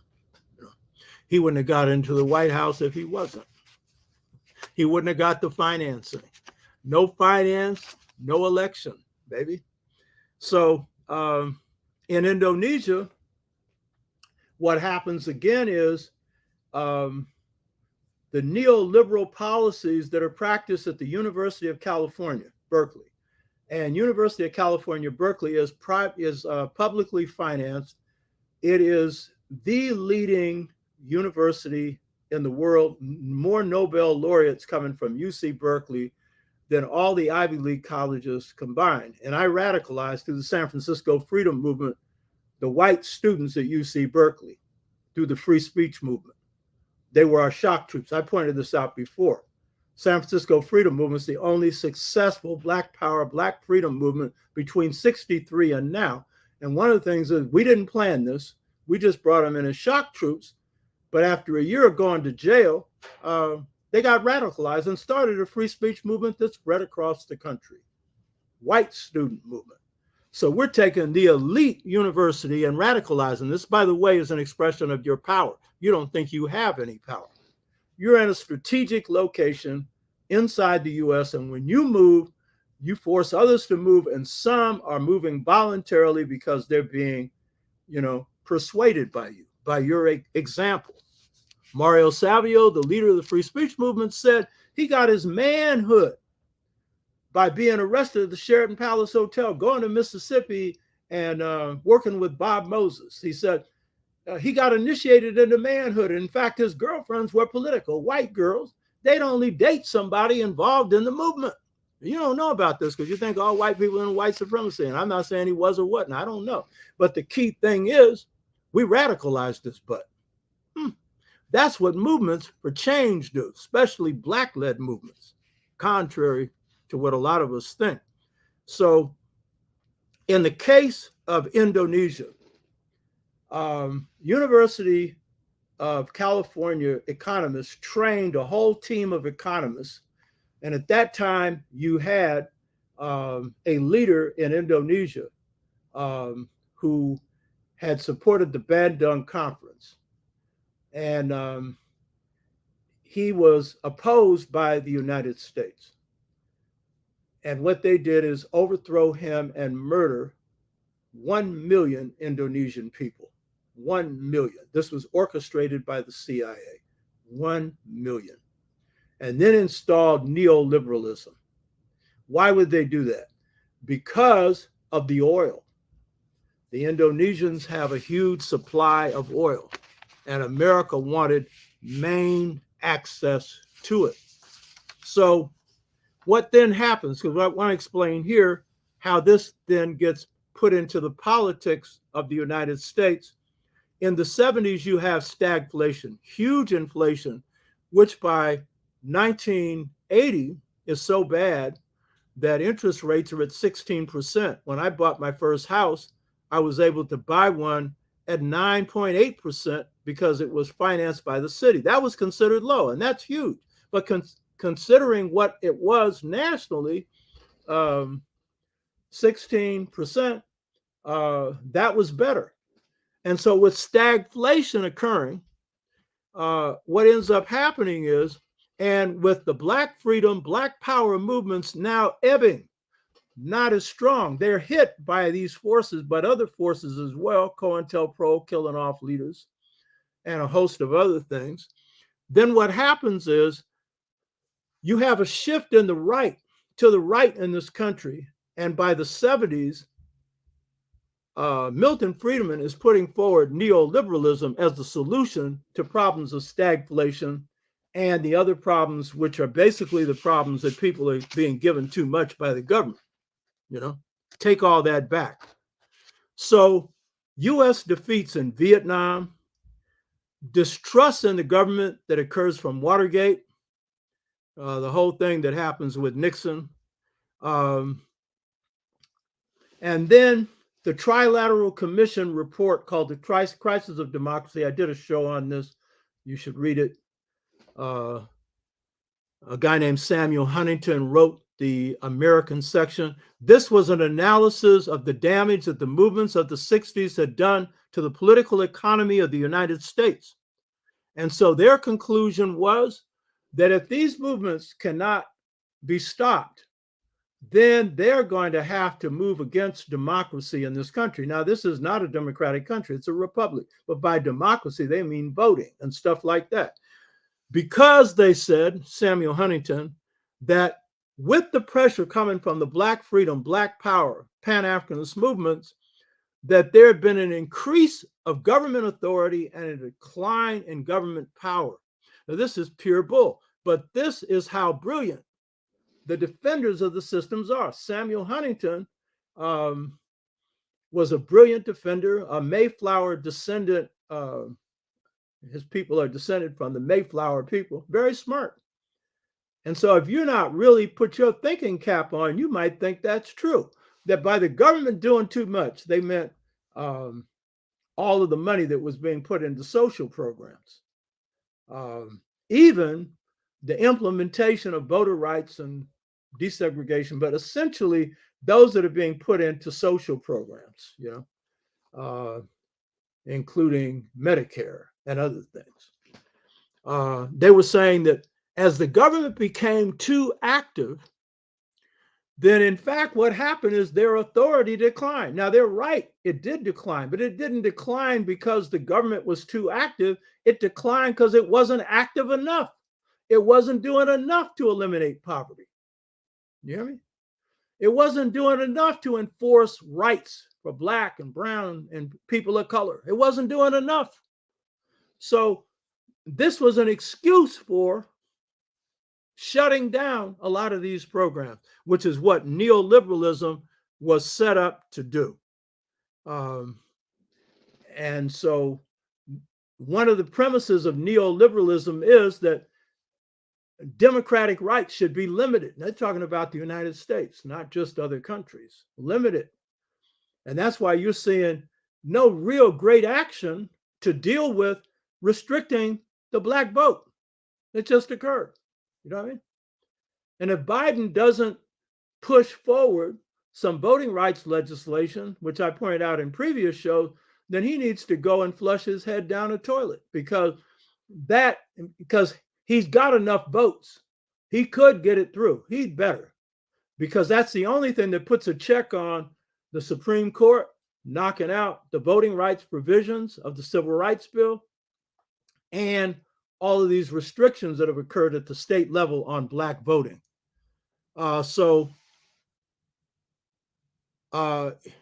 Yeah, you're talking about I haven't been able to get the books through my local Black bookstore. Get it online and I'll send it to you. And then also send me the names of the bookstores and I'll send books to them too. So what happens then is the implementation of neoliberalism, after it's tried out and implemented to the detriment of people in Chile and Indonesia, and would be implemented under structural adjustment in Africa, they're going to bring it home and stick it to the people. You hear me? Sometimes at the same time as they're running structural adjustment in Africa. So Reagan would be the primary instrument for implementing neoliberalism. And it was implemented on this dumb statement.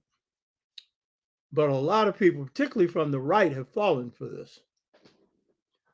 He said, in this current crisis, stagflation, about the only crisis he had, government is not the solution to the problem. Government is the problem. Now, think about that. Government's the problem. You're president of the United States. Why did you run for being president of the United States if government's the problem?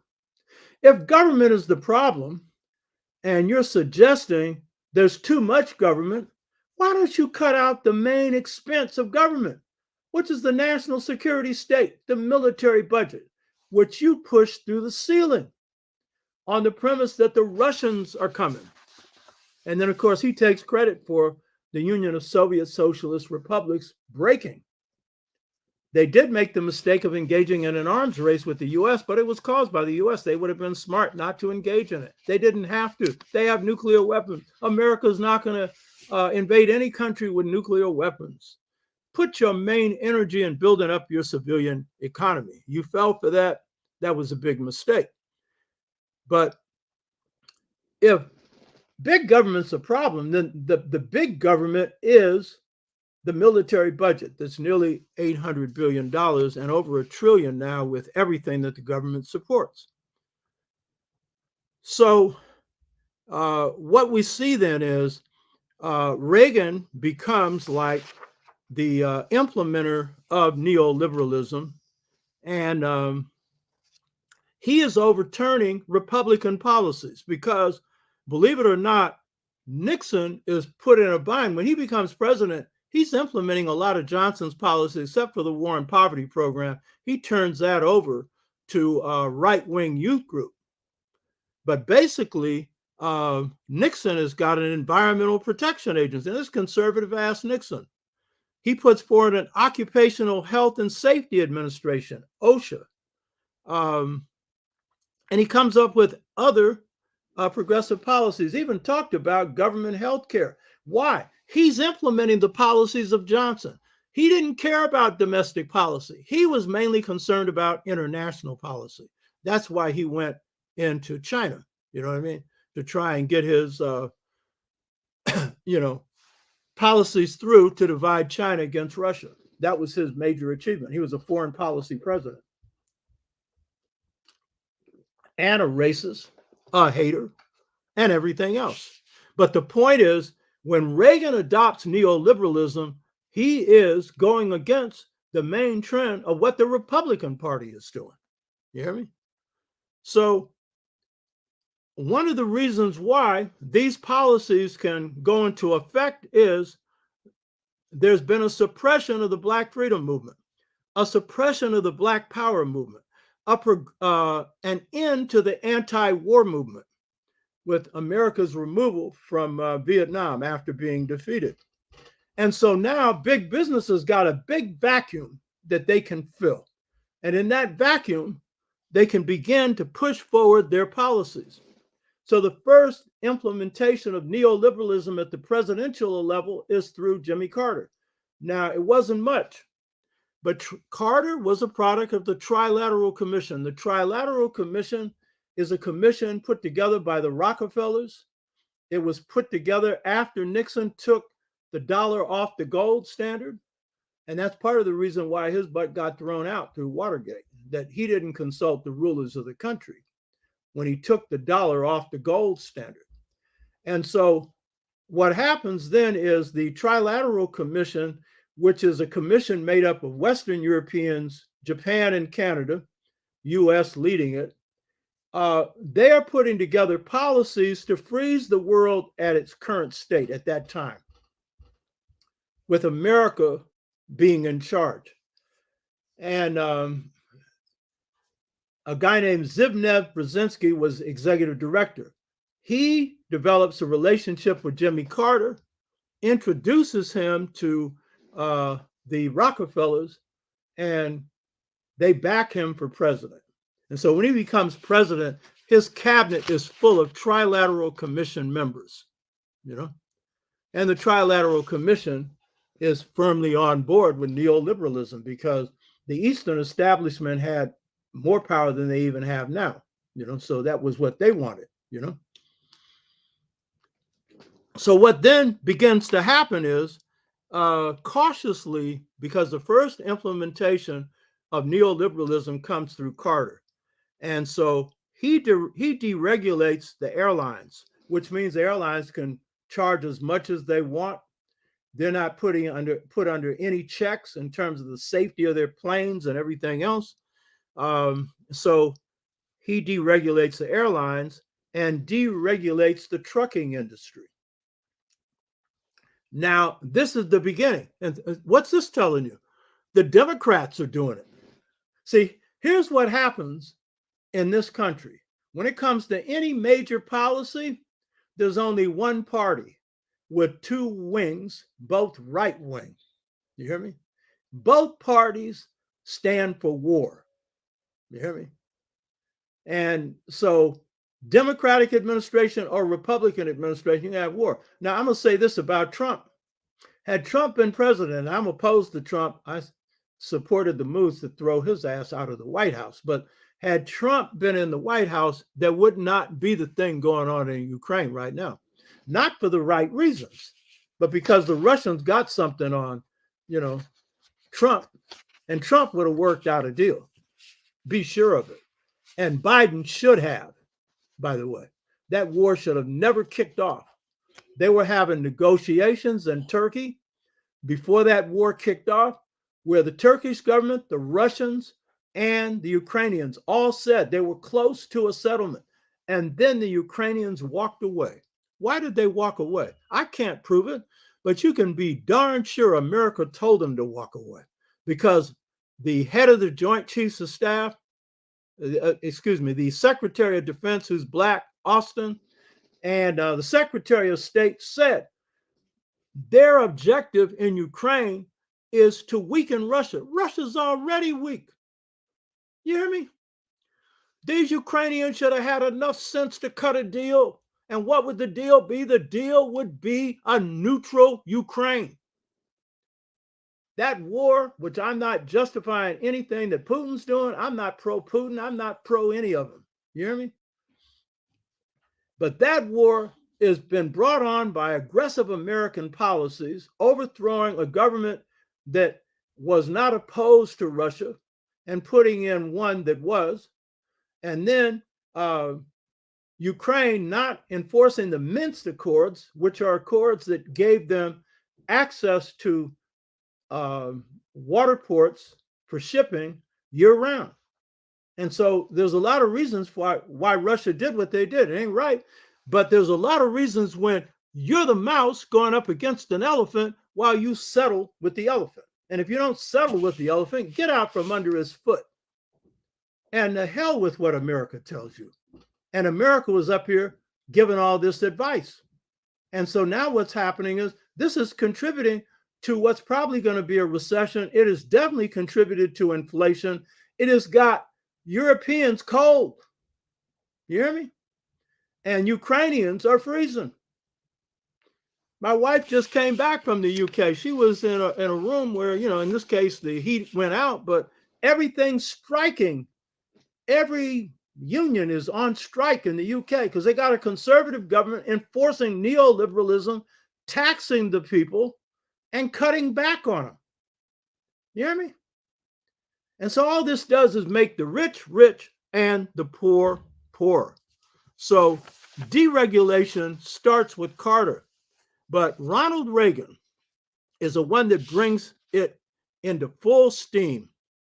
And so he supports the free market privatization policies of Milton Friedman.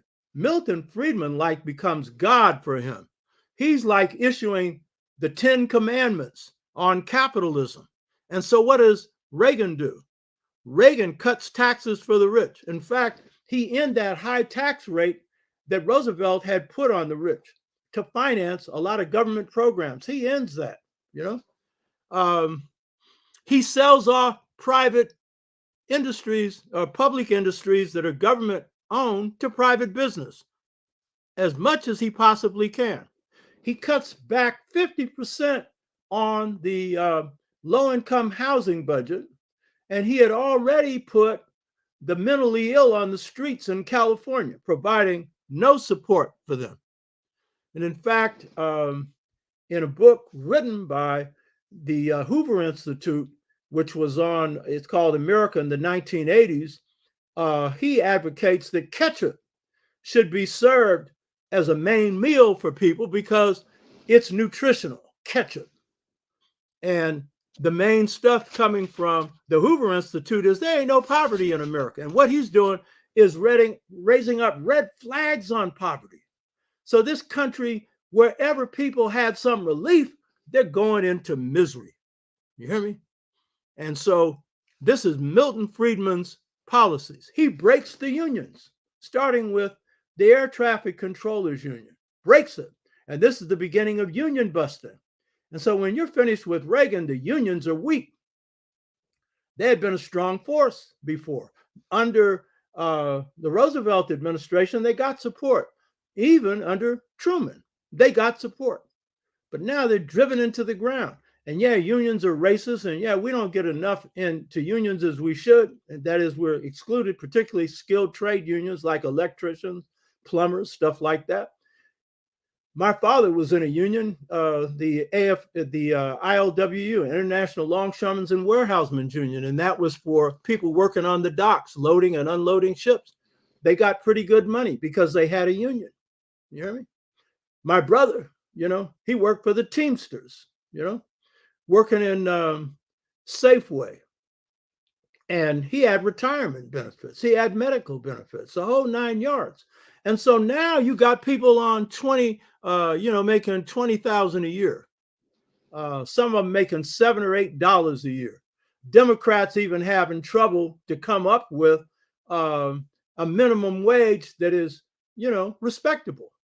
Some of them have trouble with $15 an hour. I told you it should be a minimum of 30 with a guaranteed annual income that supplements low incomes. So if it's below 60 or 70,000, government makes it up. Hell, they're making it up for corporations. Make it up for you. It's your tax money. So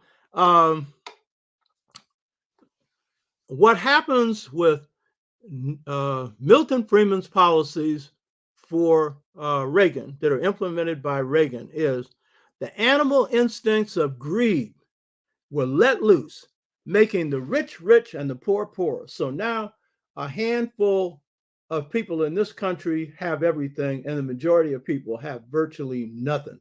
So if you want to look at the main cause for misery in Black communities, misery in white communities, that's what's fueled Trump's thing. They're just confused. They want to put it on the Mexicans, on the Blacks. Yeah, they're losing numerical power, but it's your government through big business that's doing your butt in. And you fell for Trump's idea that he was going to save you from that when he was a part of that, So what happens then is, again, how this is implemented politically. One of the favorite presidents that Blacks have is Bill Clinton. One of the Congress people I referred to earlier, I didn't refer to the person's name, said, oh, he's the smartest person they ever met, blah, blah. Well, Clinton sees that the Republicans are doing well with neoliberalism. And what's happening is the corporations are financing them heavily. Union leadership has declined. So the unions aren't able to contribute what they used to contribute to Democratic campaigns. So Clinton joins a group called the Democratic Labor Council. And they come up with what's called the New Democrat policies. And they're right wing. And so when Clinton is elected president, I call him Slick Willie. When I spoke at the Million Man March in 1995, if you go to my site, you'll see that speech. It's only about 6 minutes long. A friend of mine is watching this on TV. He was in the Black United Front. I was national vice chair of the Black United Front. They gave me 2 minutes. I took 6 or 7. They were trying to lynch me. Man, shut up, blah, blah. And so in there, I earmarked the game that Clinton was playing with the Republicans, Newt Gingrich. This is before he ended welfare. And I predicted what was happening. I said, this is the second post-Reconstruction. And what's happening with Clinton is he's laying in bed with the Republicans and doing in the people. And so what he does when he comes into office is Bill Clinton makes it clear that he's on board with neoliberalism. But what he does is he gets slick because he thinks he can sell this to his party. So he said his policies are different. He's into the third way ideology. And by that, he meant that he said, government is not the problem. So he seems to be departing from what Reagan said, okay? But then he said, and government is not the solution. Now, what kind of talk is that? If government's not the problem, then it would seem to be, then that's where the largest amount of money is concentrated, the largest number of officials who can implement policies. It would seem to me that they could do things like build low-income housing. They could do things like raise the minimum income so it's high so that people can prosper no matter what kind of job they're in. It would seem to me that he could direct money to education so that schools, particularly Black and brown and poor white, could get the funding. He could do that, but he's talking out of both sides of his mouth, Slick Willie. So he's saying government is not the problem, government is not the solution. Well, which is it? Which is it? He goes on to say, and this is some hogwash, but he thinks he's slick enough he can get away with it. He says, we, the American people, we're the solution. Okay, I could buy that if we, the American people, was running the government.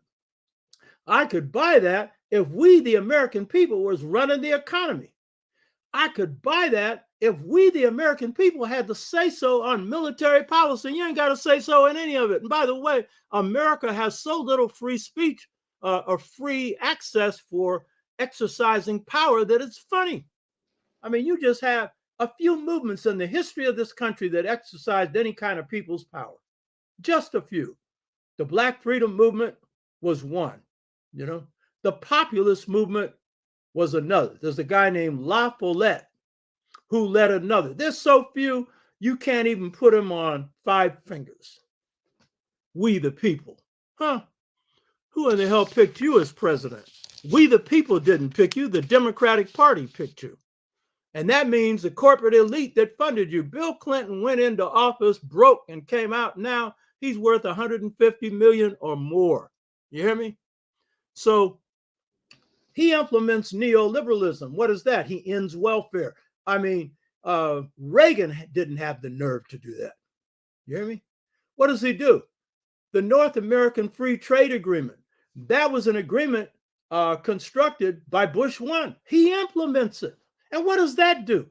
It does in the living standards and the jobs of working Blacks, of working whites, of working Latinos. And only after it was passed did the New York Times do a study that said this is not going to be good for the people. But they withheld that until after it was passed because, of course, they're a part of the ruling elite. They're the mouthpiece for them.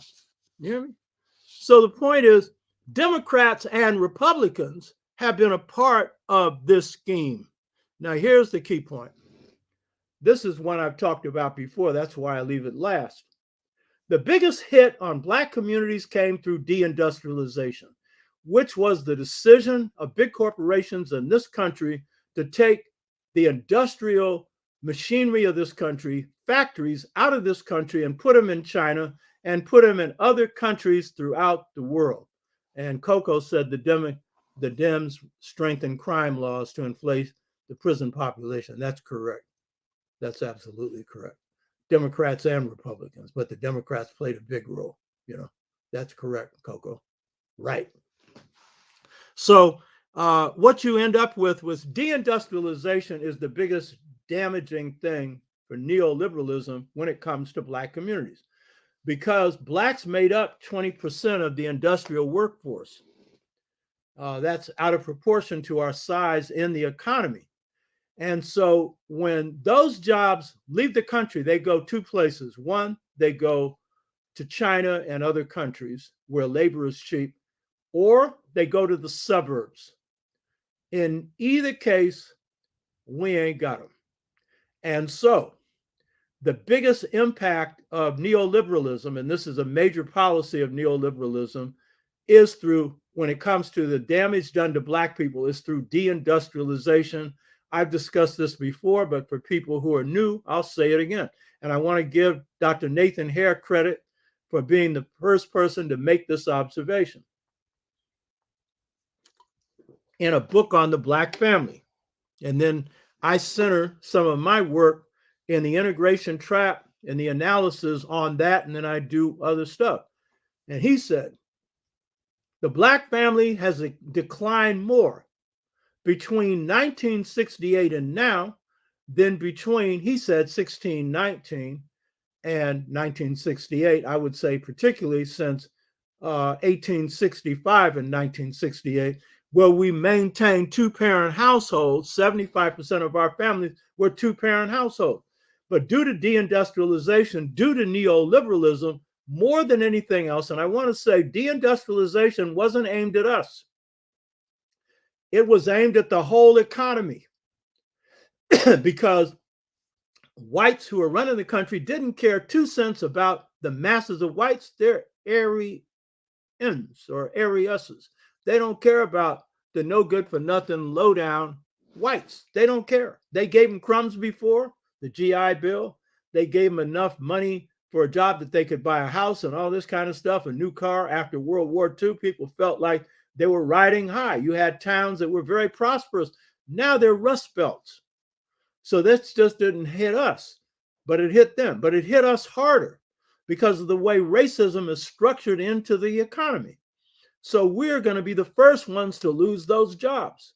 The jobs they retain go into white communities. And so a place like Detroit, literally you could call it Destroyed, because literally the manufacturing left Detroit. Not just because of deindustrialization, but because you had a Black mayor, Coleman Young, who was into unions and, big business, in this case, car dealers, car manufacturers, all of the big ones, they didn't like it. And so they pulled out of Detroit. You hear me? So that was another feature of this. So what happens then is the Black family undergoes the greatest erosion in history, greater than the end of slavery to 1968. Because between 1968 and now, the Black family went from 75% two-parent households to 29% two-parent households. Marriage is a rarity in the Black community. Why? No, as I said before, no finance, no romance. And the romantic connection has been hit hard by that. We're going to blame all of the other mess we have that arises out of that. And so out of that, now people are living in singlehood or adjusting to this with all kinds of newfangled relationships that's long-term this and whatever. You know what I mean? But the point is, that's the underlying reason. And then the extended family community has been broken up through drugs put in the Black community, starting in the 80s. And this really undermines socialization. So these forces then create a crisis, along with redevelopment agencies breaking up Black communities.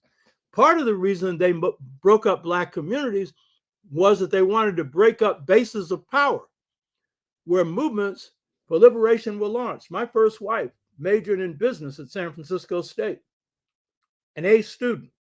And one of the professors said, we ain't going to have no more Black communities. We're breaking them up. Well, they couldn't because of the nature of racism. So you break up one Black community, Blacks go somewhere else, the whites leave, it becomes a Black community. So you've got a huge number of Black communities in the United States, in spite of their effort to wipe them out. But the base of the community where I launched the Black freedom movement is no more. The Fillmore, gentrified, redeveloped, Harlem, basically tore up, when it comes to Black presence, So those were major attacks designed to counter what we had put forward by taking the Black community, that's your foundation, out from under your feet, or the killing off of leaders. But all of us didn't get killed. You hear me? They tried to kill Castro 400 times. Of course, he had the benefit of having an intelligence agency, and the Russians trained him real good. But some of us, we survived this stuff. But a lot of us went under, or went to prison, or were driven into poverty so bad that we could barely survive. You know what I mean? That's the nature of war. So these powerful forces hit Black communities. Some of you have heard this, some of you have not, but I have to stress this because this is one of the most important things I have to say, period, on the condition of Black people. See, we can't attribute the erosion of Black families and extended family communities to slavery. We recreated extended family communities in slavery. It enabled us to thrive in Black communities afterwards. We were able to maintain our humanity because we had extended family communities in slavery where you didn't know your mother, father, sister, brother, but someone took you in. The community took you in and loved you. And for the most part, that's what's kept most of us whole. Those of us who didn't get that, that's where real brokenness comes in. A Mike Tyson didn't get that. A James Brown didn't get that. And we have Black folks like that. And if you get thrown into the foster care system, if you don't get the right deal, the right parents, then you can find yourself in that same position. But if you lucked out and you got a parent, a foster parent who cared for you, who gave you some love, that's all you needed, because that's the main thing you need to thrive and survive is some love, baby. Poverty is hard, but when you're impoverished of love, then it's hard to be human or humane. Yeah, you got elements of it, but that messes you up. You hear me? And that's why we came out of enslavement, because one thing we had for each other was love, contrary to popular opinion. So these external forces, when I started this, I talked about a student asked me, well, what happened? Why we got so many problems in the Black community? I didn't have the answer. Some people have heard this before, but others have not. I go home feeling bad because I didn't realize when I gave the answer it was wrong. I realized I didn't have an answer. I went back to school, apologized, still didn't know what happened. What had caused these problems? I didn't fully know what the problems were that we were facing in the community. And so I'm sitting up watching a show. James Baldwin comes on and he said, since the late 60s, powerful hostile forces have hit the Black community that we were not prepared for. See, Baldwin was brilliant. He didn't think out of an ideological bag, That clicked. That was giving me half the picture. Powerful forces. Okay, I didn't know what all those forces were at that point, but I got that. So I'm sitting in my study one night, humble, because I've explained the experience of the beautiful light, which some people think is spookish. Well, it is. It's not spookish, but it's paranormal. It's, but that's where all breakthroughs come from, piping into God's mind. So I'm sitting in my study asking what happened. And I see a light.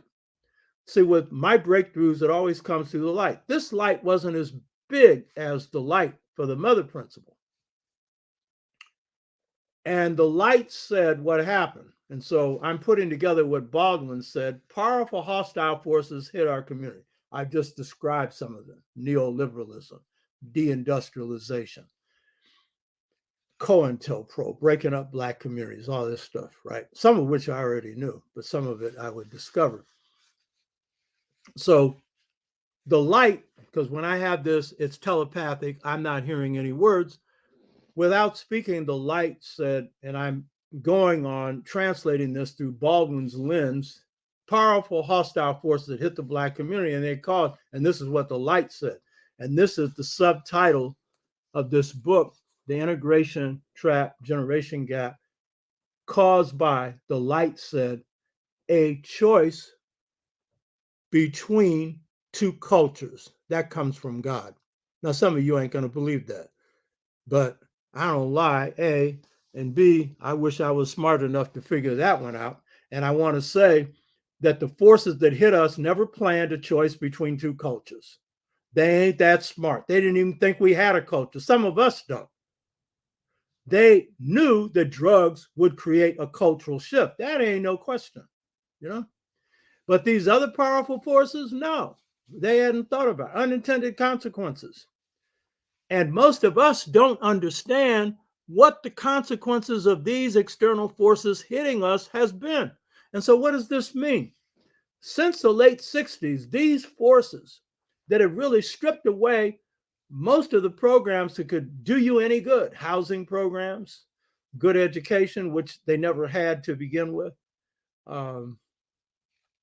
job programs for youth, you know what I mean? Something that would at least supplement poverty, you know, all of these things being stripped away.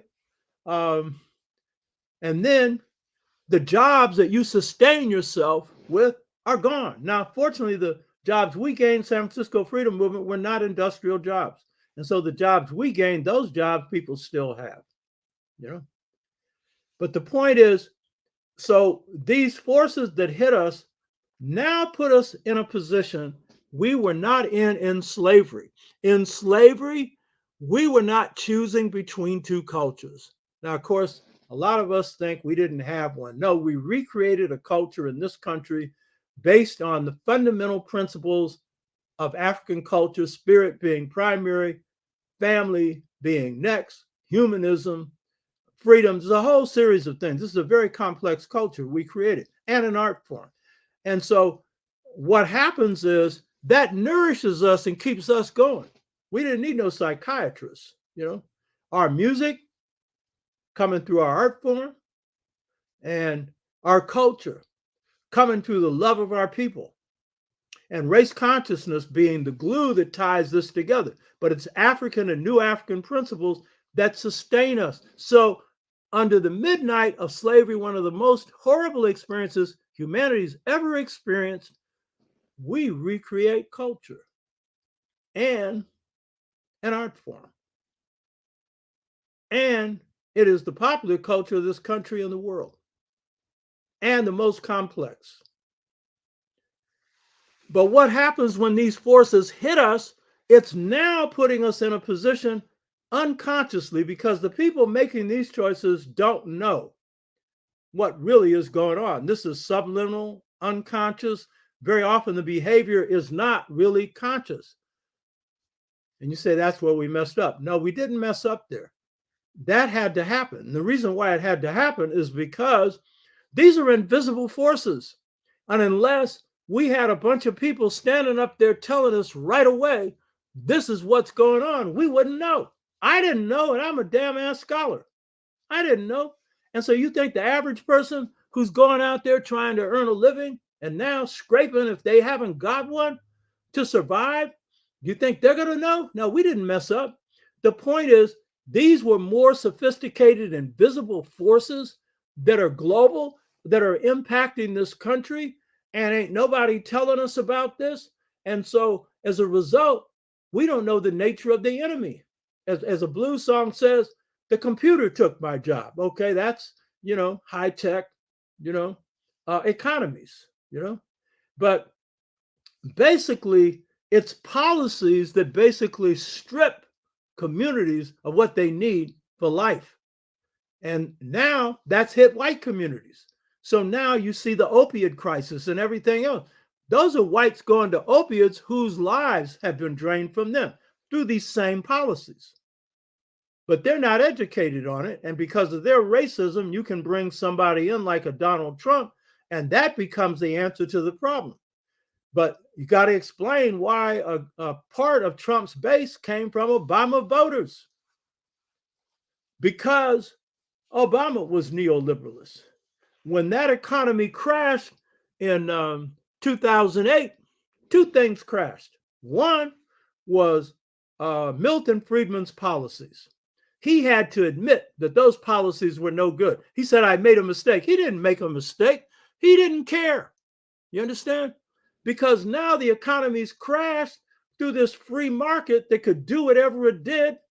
And as a result of that crash, big business that is saying that we want a free market, no regulation, don't give people anything, they're coming to the government to say, bail me out. But ain't nobody going to the government to say, bail the people out. Blacks lost 40% of our housing through this crash, you know?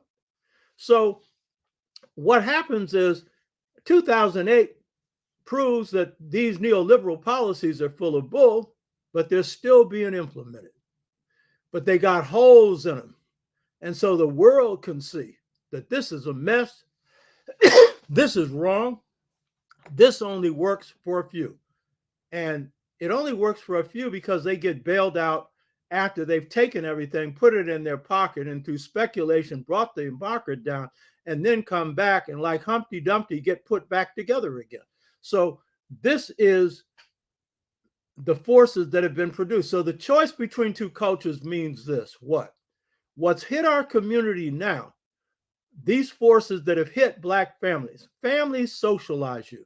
Extended family communities socialize you on the street level.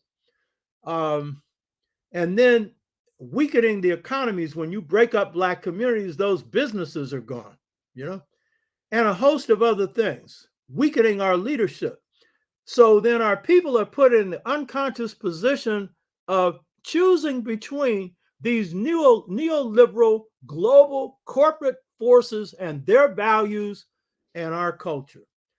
Choosing between a mad, Aryan, Eurocentric culture and a conscious, spiritual, political, family-oriented, humanistic, freedom-oriented culture.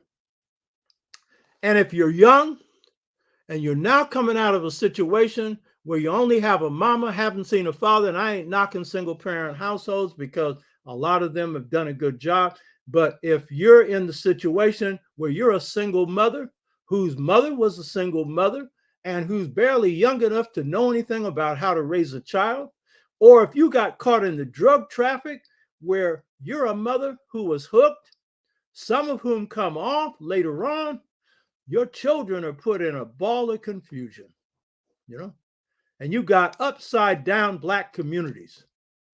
And so the choice between two cultures, this is the key point of any resolution for community rebuilding. Our culture, African American or New African, and the best of African culture has to be linked to programs of economic development, programs that involve community organizing,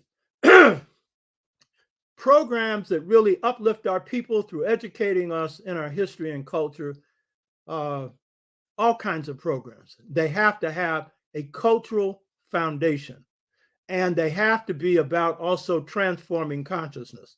So today, I knew once I did the prep on this, I wouldn't have a lot of time for the solutions. I'm a solution person. And it's not for me to come up with these on my own. There's a lot of stuff going on in the Black community. And so I'm going to be bringing on people that are going to help to brainstorm on this. Some of you might want to help. But the key thing I want to focus here on is one overall paradigm, one overall model that cuts across multi-dimensional range, that is a healing model that is good for right now in revitalizing our communities, and is good for transforming the society that we're in, whether it is restructuring this country or whether it is getting a nation in the South, as some people advocate. Whatever it is, this little one here is the key. And I just want to say this. Marxism, I've told you before, I'm not anti-Marxist, and I think that their idea of equitably distributing wealth is an important feature. Their problem is they restrict the solution to one dimension, the economic dimension. Now, of course, they talk about the proletariat controlling society. That's supposed to be the workers. A lot of societies don't have a proletariat. So how does that work in those societies? And it takes a lot more than that. You just can't talk about a dictatorship. Even that term, I think, was, he could have done a better job with that term. But if you have a society in which the majority of people are workers and they're running things, okay, but that's limited. Their idea is limited, and partially they're leaving out a lot of things. The spiritual component. They're not questioning their own worldview or philosophy, which undergirds Marxism. They're not questioning that. I've said this before. So I'm not anti-Marxist. Equitable distribution of wealth among the whole people is a good idea. You know what I mean? Good idea. So I'm going to put this on the table. You've heard this before, but I'm going to give it to you in a different dimension. And this affects family. This affects community. This affects politics. This affects economics. This affects spirituality. This affects the person at the most fundamental level. And it goes back to the vision of just societies that God gave me. And I think people don't really get it when I give this to them, because this came, again, through the Creator. And this came through the beautiful light. I've explained this. Some people watch the show have heard this before, but I'm going to give you a different little dimension on this and add one or two things and then shut down. Here's the big dimension here. So when I'm asking God in 1990, I'm writing the Mother Principle. I've gone through these 5 years or 3 months a year, 15 months of retreats where I camp out, look at myself. I was working on the feminine side and whatnot. And I got myself to a certain level of balance, and I started writing the Mother Principle. And I've described this before for some. Others haven't heard it. And I'm sitting in my study one night, and I'd written 180 pages on this book. And so I asked God, what did the Dogon, because I was drawing on Dogon ancestors and writing this book, what did the Dogon mean by just societies? Because that was the system that I had, been grounded in. And when I asked that question, I knew I was in trouble. I said this before for people who've heard it, and a lot of you haven't, because I should have had the answer to that. I'm asking a question I should have had an answer to. Just like I should have known why were Black communities in such bad shape. So another night I'm asking this question. It's always in humility. And I'm asking a big question. And this is the most beautiful experience of my life. I've explained it before. I saw this beautiful light. Now, the Spirit speaks to me in the light. It's a white light. But the one for the choice between two cultures was a small light, because I'm asking not the biggest question. But this one, what's the basis of just societies? This was a beautiful white light. I've explained before how beautiful it was. Beauty beyond beauty, unconditional love, peace. I'm a peaceful person. It's like something I'd never experienced before, and so forth. Okay. But what the vision said, again, it's telepathic. I don't hear any words, but it speaks without talking. It said, it didn't say this first part, the just societies of Africa were. It didn't say that because I had asked that was the question. It says they were the societies, and this is what comes from God, where all the males and females were equally empowered to govern every phase of society. All the males and females were equally empowered to govern every phase of society.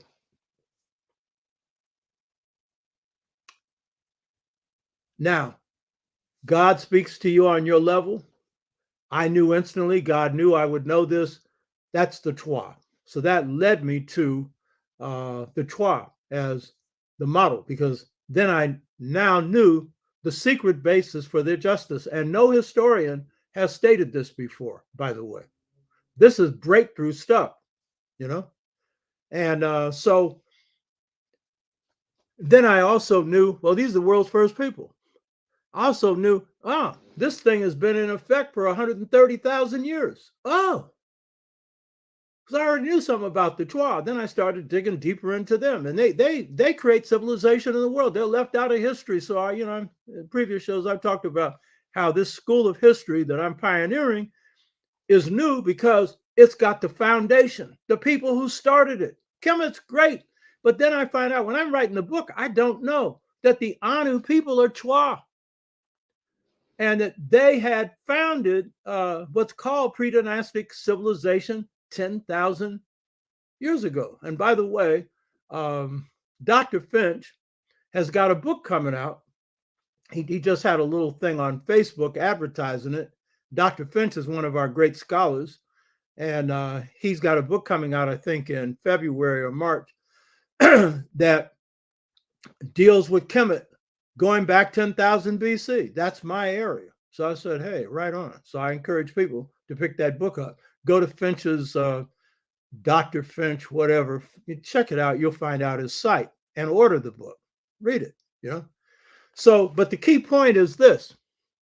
So God gives me real people, not only real society, but the first ones and the most just on the planet, where all the males and females were equally empowered to govern every phase of society.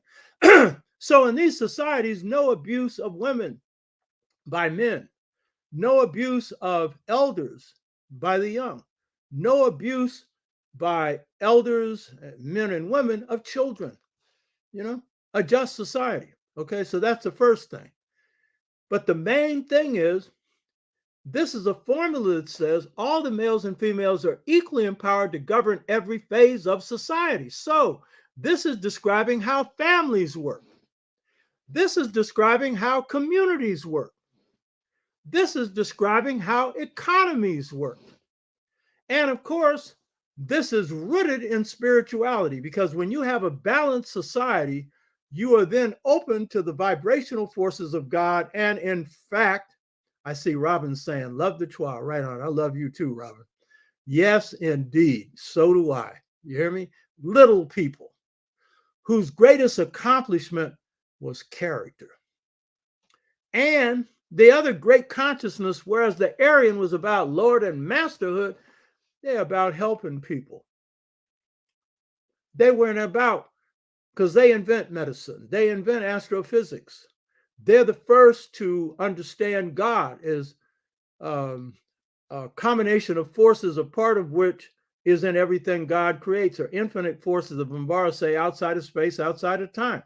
They tune into that without a male killer cult, monotheistic male killer cult, where they're going around with some idea of, I got a God concept and you accept it, or you're coming under the knife, the sword, the bow and arrow, or the gun.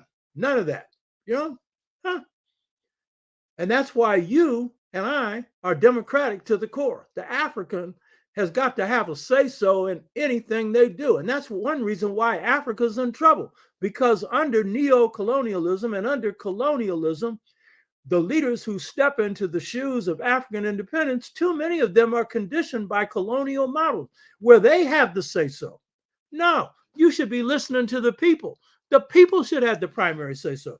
And when you have an economy that's agricultural, it's the people who are the agriculturalists. And who are the primary agriculturalists? Black African women. They should be at the center of power, along with their males. But they should be the central ones. They're the ones feeding your butt, So what I'm suggesting is this model can be used today. It's in my relationship. I call this twinlineal, not matrilineal, not patrilineal, meaning not lineage coming through the line of the mother, matrilineal, or lineage from the line of the father, patrilineal, not matriarchy or patriarchy, because we're not into archies. That's the thing that comes from the Lord and Master syndrome, control over, Twinlineal means your lineage is twin, male and female, grandmother and grandfather, great grandmother, great grandfather. If God's he, God's she. God ain't either one. But if that's what you think, then it can't be one without the other. It takes two to create when it comes to life and a lot of other things. So this twin lineal model is an overriding model. By the way, Milton Friedman and them, they said they don't know anything about no just society. They don't know what people consider to be justice. Oh, yeah, they sure do. But they've taken everything that would give them the means to have that and then plead ignorant on it. You hear me? Huh? So they're pragmatists, they're teleological. They're only interested in what works. Yeah, what works for the rich. What works for the few who are privileged, not for the people.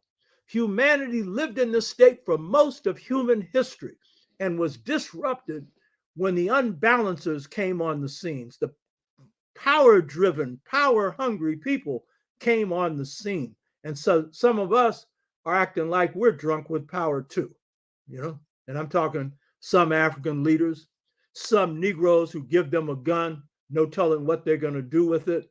Because in this choice between two cultures, we now have emerging some Blacks who have stepped out of their humanity. And you know it. You hear me? And sometimes you can't even tell. You're around somebody grinning at you, and they're just thinking about the thrill of doing you in, And that's because of the effect of these forces on socialization institutions where you haven't received love. And so what are you going to give back? So there are a lot of other things we have to do. Because of the amount of information that I think you need, some of you have, but a lot of you don't. You need to know the source of the problem to come up with the solution. And so I want to deal with the overriding one because you see, all the males and females are equally empowered to govern every phase of society. That means family, that means person, govern yourself. That means family. That means community. That means nation. In the case of Africa, that means the continent as well as the nations themselves. You hear me? And so that John Locke that I referred to, that neoliberalism is partially based on, that John Locke model is what's running Africa and what's running the Caribbean, where the people who are in charge are really in charge of holding on to wealth and transferring it to the people outside their country so that they can get richer and they get some crumbs on the table. There are a few African countries that aren't doing that, like Barbados, or tried not to do it, like in Jamaica under Michael Manley, where the US then came in and tried to level it, knock out their economy and everything else, which they've done, and impoverish the people. Because again, these neoliberal, corporate, materialist, greedy policies, it's going to take people power, in this case, African people power, to overcome this. And the model of just societies, where all the males and females are equally empowered to govern every phase of society. That is the key for restructuring this society, that formula. Now, how does it work in a big society? That's for another discussion. But it works right now because you can use it right now. All the stuff I've innovated, I'm living that, like the 6-fold stages to mental freedom. You should get enrolled in that thing that we'll be doing pretty soon. That's to free the mind. You don't have to wait until the whole society is free to free your mind. That's the key to freeing your society. Free your mind. You know what I mean? But that's the same thing with twin lineal families. You need balance. Masculine, feminine synthesis, where if you're a male, the masculine is stronger because it defines your sexuality and your role, but the feminine is right up there. So synthesis, where you got the so-called rational, intuitional working together. And then male-female balance, that's where we all get a say-so. And consensus, which is the African form of democracy, that's how decisions are made. San Francisco Freedom Movement was successful because of that. It was a consensus model we did on decision making. Ella Baker, that was her model for group-centered leadership. That's the model you need right now in organizing Black community. Black Lives Matter used it and need to continue We can't rely on singular leaders anymore. So that's it. We have been put in a complex reality. We need to understand it, know it, and then draw on the best of our culture to overcome it. And so twinlennialism is the alternative to neoliberalism. You hear me? It's one that needs to get out there. Comes from God. It's a beautiful light. And it'll light you up because it's the basis of your power. That when you got a say so in your life, where you're running your situation, it starts in your home. It starts on your block. It starts in the institutions you belong to. You hear me? Starts inside of your own soul. Hotep. Now, have we got any questions here? I see a lot of comments. Okay, here's one, Lao Tzu.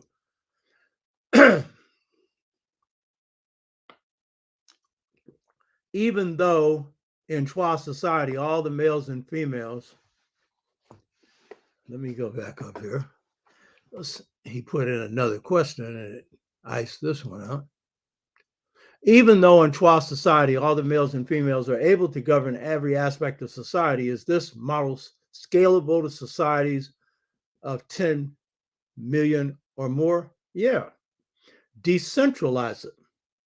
And what you do is you decentralize and say, here's how it worked in African society, because African societies actually took these models and applied them on a day-to-day basis. That is, the agrarian societies that came afterwards. They weren't as just as the Chua societies. They were not, because these were the pure people, had come directly from heaven in the beginning and then maintained a level of purity. Africans get a little off balance. That's why I think you asked a question before. If you have a law, ma'at, does this imply that there was isfet going on? You're darn right it does. You know, people don't need laws when they're in balance. You know, so in the case of African societies, if you look at the ones that really worked well, these were agrarian societies. The great civilization of Ghana that was large. Society was run at the village level. And so what happened at the village level, all the males and females were equally empowered to govern that society. They made the decisions on what crops were grown. They made the decision on the price of those. They were able to pocket that other than a tax. And that tax was usually not that great, you know? So yeah, you can decentralize it, you know? And at the same time, you know, you'll have some kind of national leadership, but it's got to be a leadership that has a minimal amount of power. Old saying, power corrupts, absolute power corrupts absolutely. In African societies, like Ghana, for example, the people at the national level couldn't determine what crops were grown. Well, that is the basis of an agrarian economy. They couldn't determine that, you know. With independence, African leaders that couldn't grow a bean were now telling farmers what to grow, how much to grow, and how much to charge for it. And then that pricing, those policies ended up benefiting the urban elite. And so in the case of Nkrumah, who was a good president, he was about unity of Africa. Nkrumah was basically using the money that came from cocoa, which was the foreign exchange money. That was the crop that you could sell on the international market. So you could get pounds for that, dollars for that, because the currency of Africa is not recognized. And most of Asia, Latin America is not recognized in the Caribbean on the international market, you know? So he had a choice. And the choice was whether the farmers of cocoa would get a fair price for their commodity. And those were market women. And they're the ones that had put him in power more than anything. And Nkrumah decided to take pretty much the same amount that the British took. But the British were pocketing it Nkrumah was using it for the Volta River Project. He was using it for building roads and education. So he's using it for good purposes. But he missed one point. You can't have somebody working their butt off and they're not getting a fair return for what they produce. You've got to reward them, and you shouldn't even have a say-so in it. That's their decision. Because what ends up happening, because this was under communal systems that persisted during colonialism. Let's say I grow corn and you grow corn. What's going to guarantee that the price is going to be fair? When you do the market in Africa, all the goods of the same type are in the same area. And so if your price is too high, your goods ain't selling. You hear me? Now that's real market checking, as opposed to this stuff that Friedman was talking about. So yes, it does work on the local level. And then at the same time, the local level provides you the basis for self-defense. And that's what generally happened in ancient societies. In ancient societies, you had militias, and those militias could be called on in the case of emergency. So it wasn't like they were defenseless. Obenga and I, we both talk about ancient African history, and we make the point, both of us, that African societies operated without armies for the most part. They didn't need them. Now, of course, if you get invaded, you got forces coming in, you have to raise an army. But generally, if you have a society that's top heavy with an army, there's a couple of problems there. It's going to be costly. It's going to drain the wealth of the people. But more important, unless it's a society facing invasion, generally those armies are there to protect the leaders from their own people. That's why they have them. And that's called the state. In the Western system, the instruments of violence is the state. That is the army, the police, the security apparatus, the spies. You had secret societies in Africa. The secret societies kept track of the kings. And if they were doing wrong, they were removed in office. If not from the masses of people, by the secret societies, based on their injustice. And you didn't know who was in the secret societies.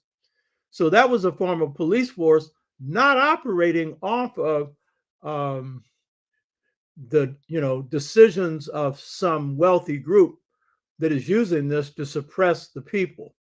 And generally, in these traditional societies, the leaders at the national level had to give up their wealth. And that's real key. In Ghana, the Asante Hina, the king, had to give up his wealth. Whatever he wore belonged to the people, the gold, whatever. He didn't own any land because the land was collectively shared.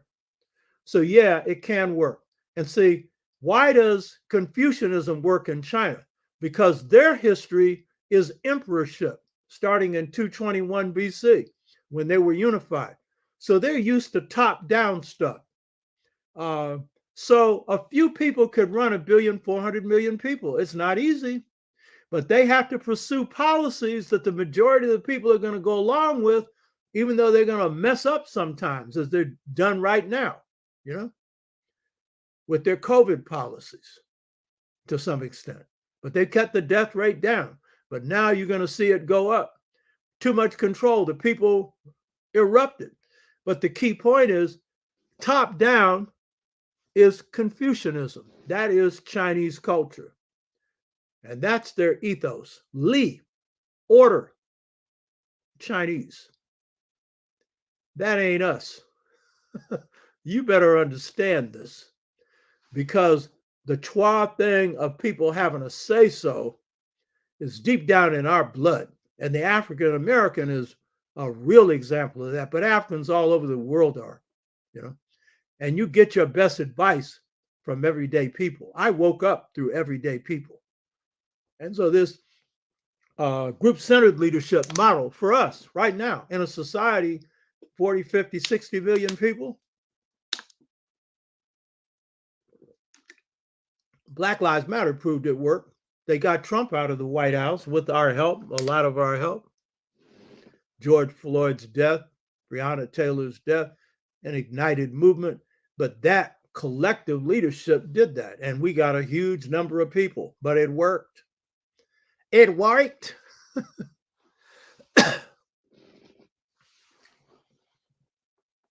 Okay, let's see if there are any other. Good question, Laudazoo.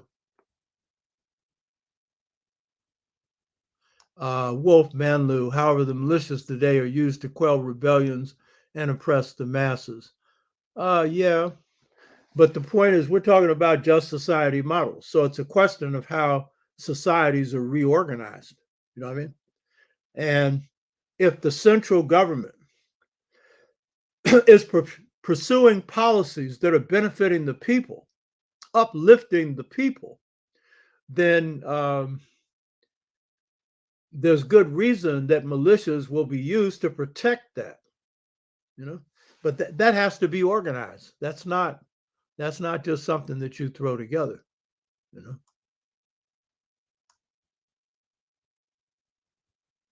Wolf Manlu, the Twa not only civilized the planet, but also populated the planet before the end of the worm ice age. Yeah, correct. Asara set societies west since 2008. Dr. H. Clark, Dr. Van Sertima, Dr. Benga, Dr. Diop, Dr. Ben, etc. Yeah, those are all master scholars, you know.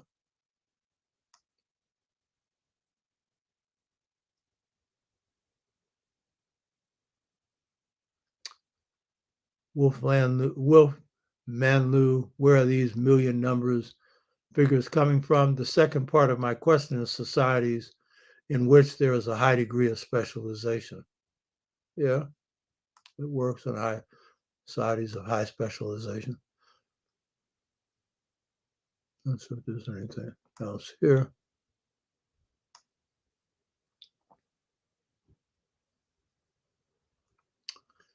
Wolf Manlu, the Twa with the gold in the pot at the end of the rainbow, the Irish speak about. That's true.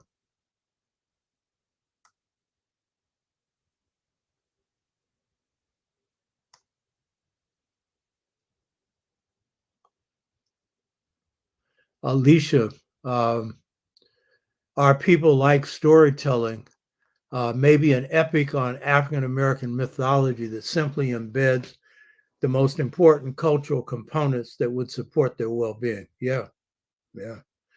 And some of those sustained us through the midnight and the horror of enslavement. For example, the story of High John the Conqueror, for example, which is embedded in the blues. And then taking real stories and put those out there, you know, our heroes and heroes who have stood up and resisted. Yes, you know.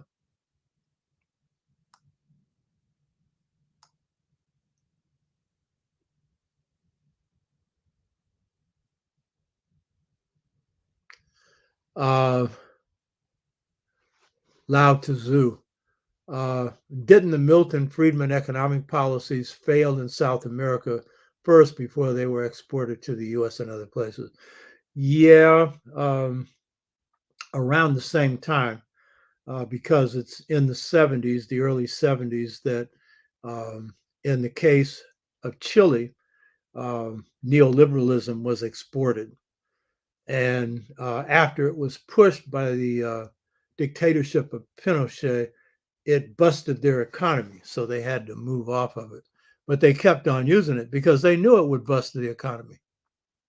Fail for them was a success.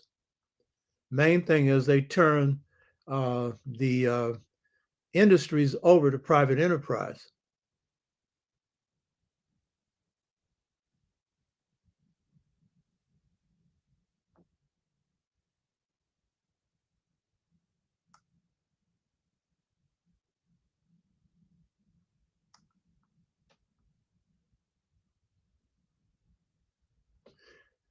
Wolf Manlu, the answer to all these problems is to be as financially, spiritually, medically, and intellectually distant from white thought as possible. Yeah.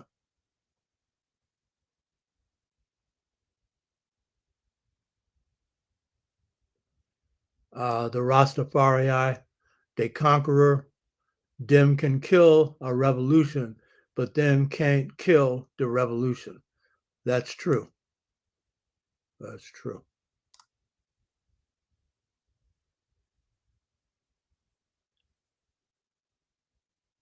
Wolf Manlu, we accepted their BS religion and left our ancient ancestral knowledge behind. That was our biggest problem. That isn't quite true. And I don't know if you've been listening to what I've been saying before.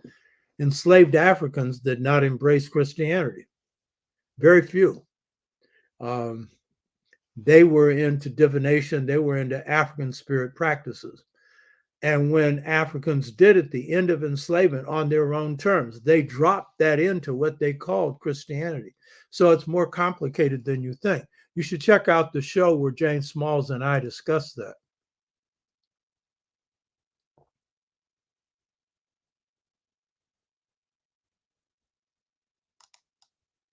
Chad Jomo Kenyatta. 1 out of 6 of us been incarcerated. I was in CCA, and Ronald Reagan owned the snack company we bought commissary from. Yeah, that figures. That's a good point, brother. Yeah, and that was a key thing that was done as these neoliberal policies weaken families and communities, and the jobs dried up. Then you've got, drug dealing and various other things, and then the Democrats and Republicans are both, as Coco pointed out, building prisons, and they're often privatized. Again, neoliberal. And so a lot of young people are being raised in prison, So, yeah, that's part of what we have to break. Yeah, higher Heka, very important point. Over 100,000 Ukrainian troops have been slain. Yeah, they've been given all these numbers about 11,000 and stuff. Yeah, it stands to reason, you know. And this should have all been avoided. It could have been avoided, you know. And the U.S. plays a big part in that, not being avoided.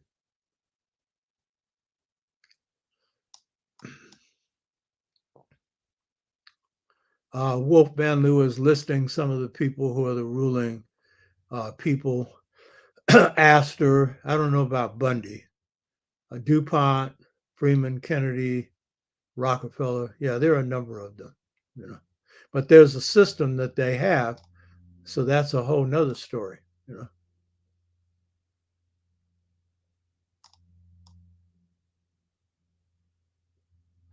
Yeah, Wolf Manlu was saying, think about the money that the Obama administration gave to the banks. How many of the bankers were giving themselves bonuses and raises? True. Very true.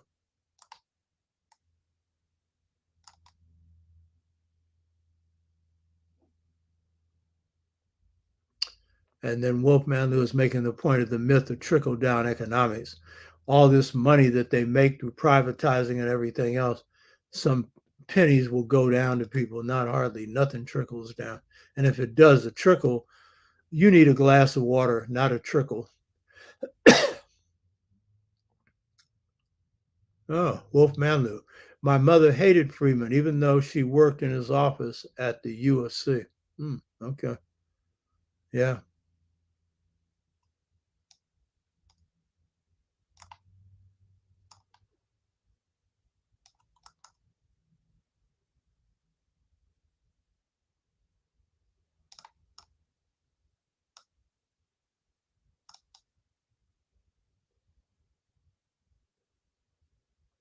Gregory Jones is listing some bookstores, Sankofa Books and Videos, Washington, D.C., Mahogany Books, and National Harbor, MD. I'll write those down and contact them. Thank you.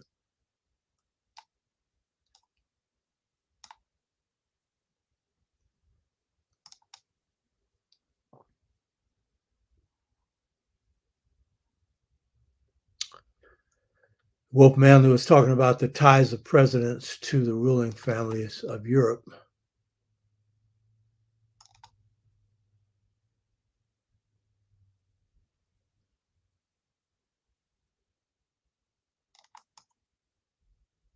Okay.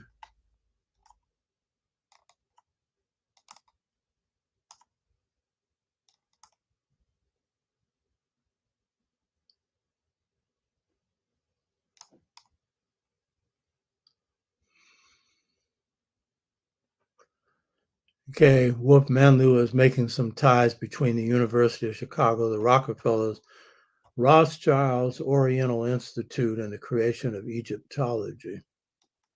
Well, it shows how sharp y'all are.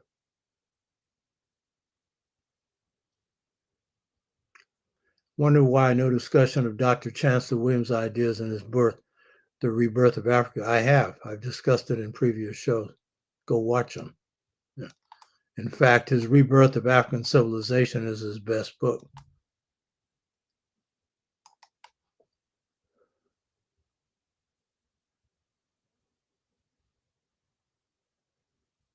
Ra Moses. Higher Hecka. I'm a 66-year-old elder from Tallahassee, Florida, a graduate of FAMU, and my primary research is on the technology of Neteru instruments of electromagnetic energy and conductivity. Very interesting. Right on.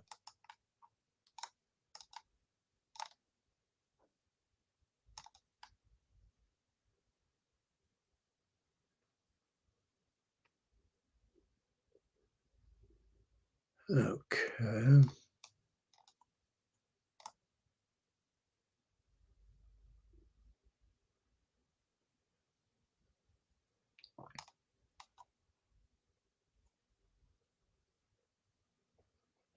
Okay, Brother Ugawa recommends a book, Globalists, The End of Empire and the Birth of Neoliberalism.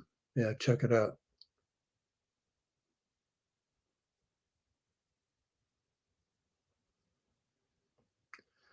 Kurt Thomas, president of Ghana, he's agreeing with a comment he made that the African continent as a whole needs to stop begging and realize its power potential.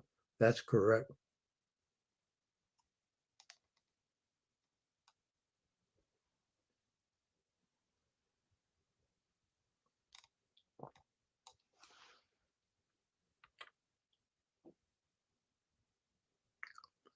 Some endorsement here of Dr. Jacob Carruthers. Yeah, he's one of my masters.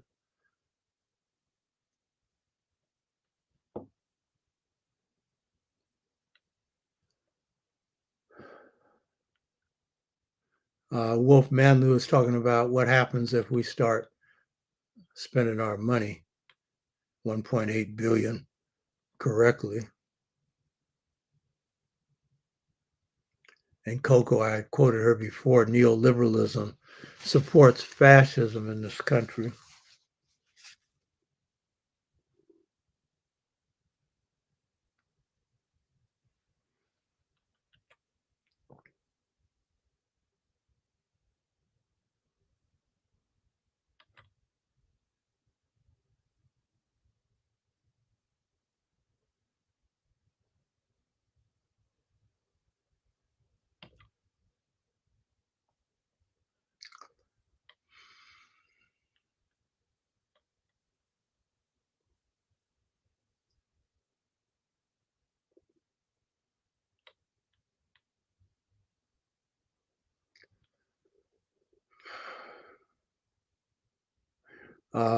Hoppy films from the writer Donna Stevens. I wanted to help the audience understand the difficulty of the transatlantic slave trade in the story.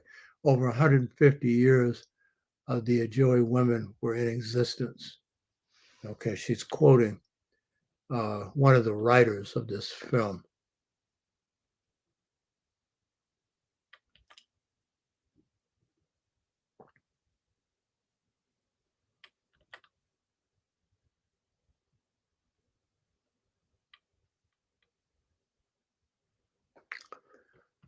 Okay.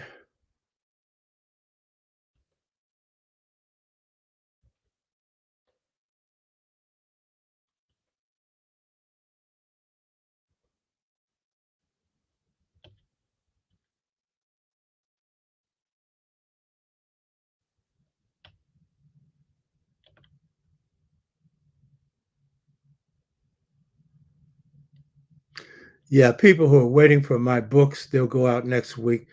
My wife generally mails them, and she's been gone, and so they'll be going out next week. You'd be getting them.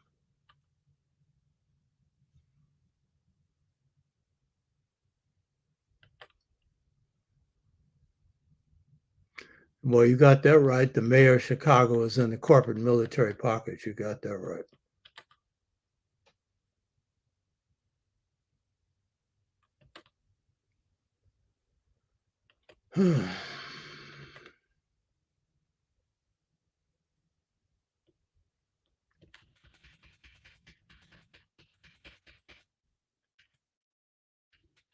Again, make sure that people support Hoppy Films, and their conference is coming up in February.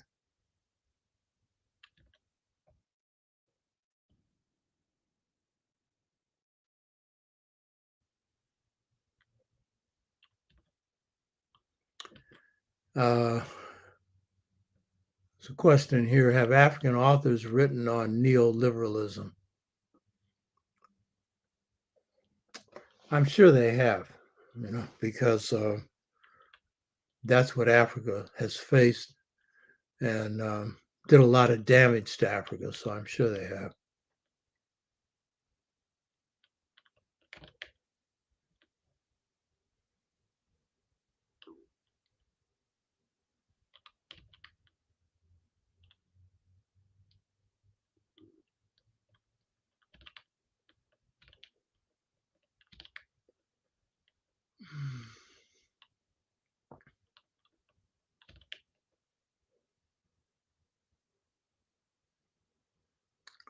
Ogawa, how did Reagan view Black Power and the continued work of Black Power organizations? He was just basically anti-Black. I mean, when he did his campaign, when he announced his campaign, it was in Philadelphia, Mississippi, where the 3 core civil rights workers had been murdered. So he was opposed to all of that, I mean, he was opposed to Angela Davis, the Black Panther Party. I mean, he was opposed to all of it.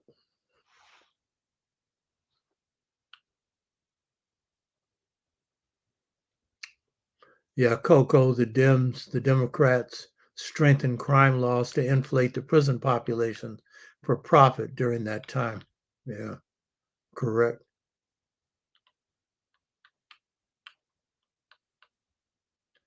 What vision did white people have in mind when they implemented de-industrialization? It wasn't white people. It was the ruling class.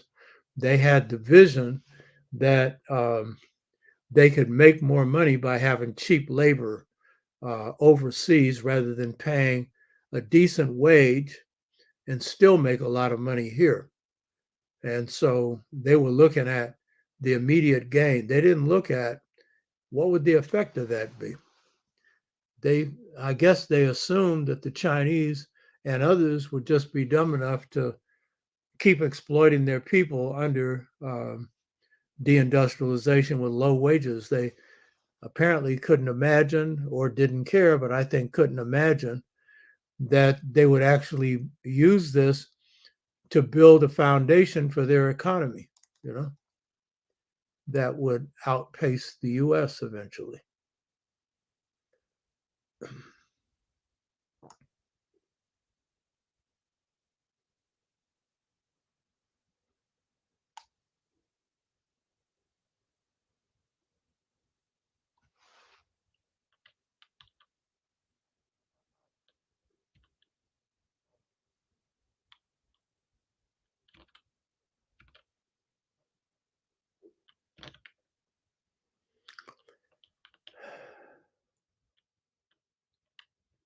Oh, good. Hoppy practices the twin lineage model. Yeah, I can believe it.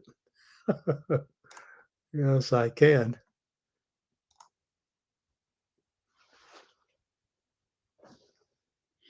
Hi, hecka, that should be no-brainer choice between 2 cultures. You got that right.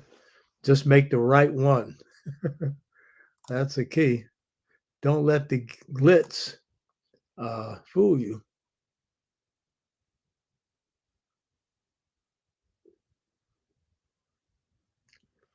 Wolf Manlu, the problem is that we, on the whole, have no desire to view the twin matrilineal system because we are so assimilated in white thought.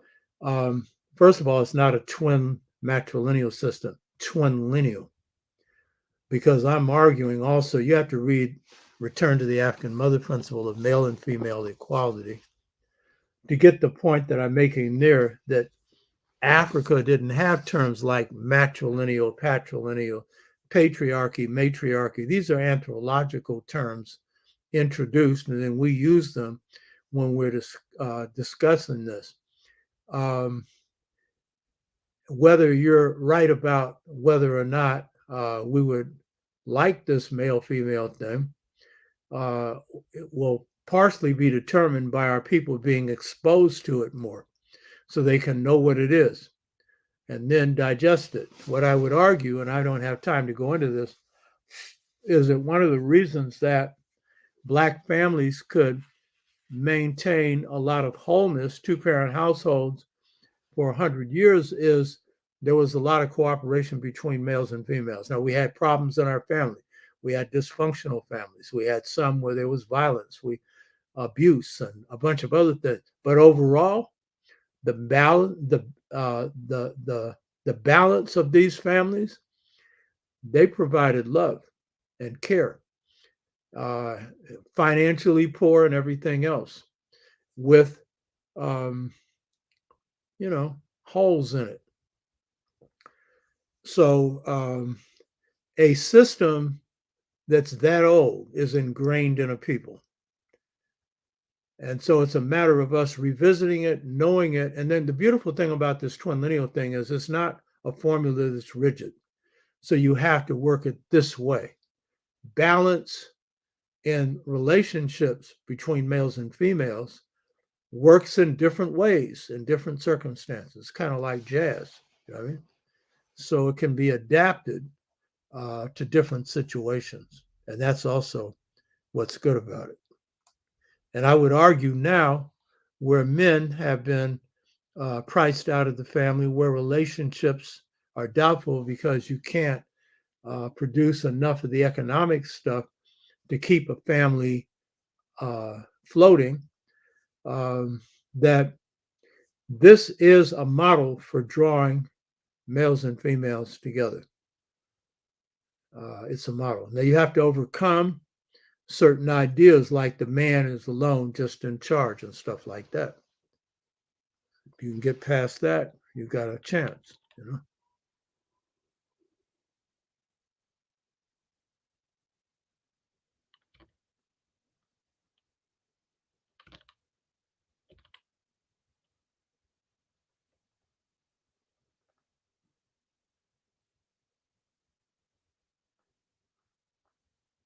Yeah. ETA Brown heroin. What about today's male ego? Will these polluted minds include the female in decision making? That's a good question. You know what I mean? But I'm going to tell you, it usually takes crisis for people to have to reevaluate things. So when you're in a situation where you just literally are flat on your behind and you need help, sometimes that help that comes to you, if you're a man, in the form of a woman, and it's loving help, it might open you up to open your ears up. Because if you don't, you might be back on your behind. So a crisis is a good opportunity for moving things to another plane. It's an opportunity.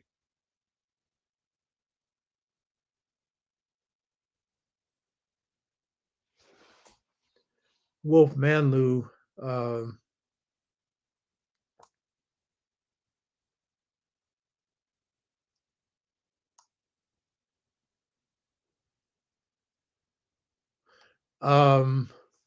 however, I ask this: what would have happened had all Blacks not accepted anything promoted by whites since before the Hyksos takeover of Kemet? Well, first of all, I get your point that we need to be directing ourselves and operating on our own models, systems, families, economies, and so forth. And we did for the longer part of human history. So part of the reason, if you take Kemet, why the Hyksos had some influence on the 18th dynasty and subsequently was there had been 150 years of Hyksos rule in northeastern Kemet. And so some of their ways caught on. And so that's what happens when people are able to get in your stuff and get some little power over it. So part of it is being able to keep it out. But when it comes in, you need a cleansing.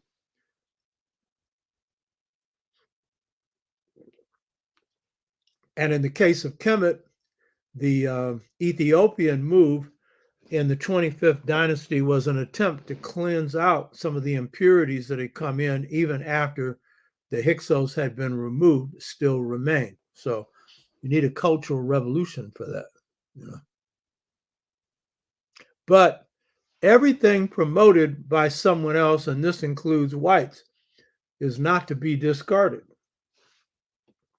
In fact, the key thing is to stay ahead, stay on top of your stuff. You got to be involved in world currents and at the same time operate from your own power base. But you can't isolate yourself from those world currents because that's how you learn. That's how you stay ahead.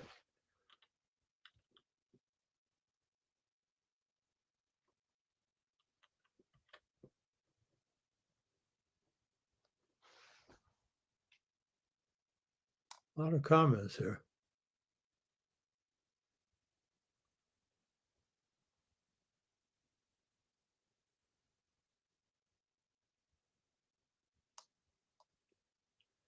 Okay, Wolf Manlu is saying, be better to prefer death over enslavement.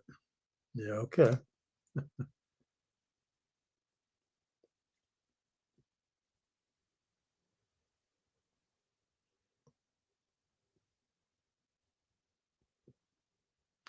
Yeah, I enjoy going through these because, hey, some heavy comments and insights. Coco, Dr. Tashaka, what's your thoughts on participating in UN affairs on human rights?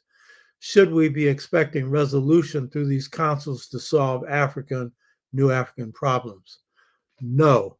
The UN was set up to create an illusion that the world could be involved at the governance level. And that was really both Roosevelt's idea and it was also the idea of the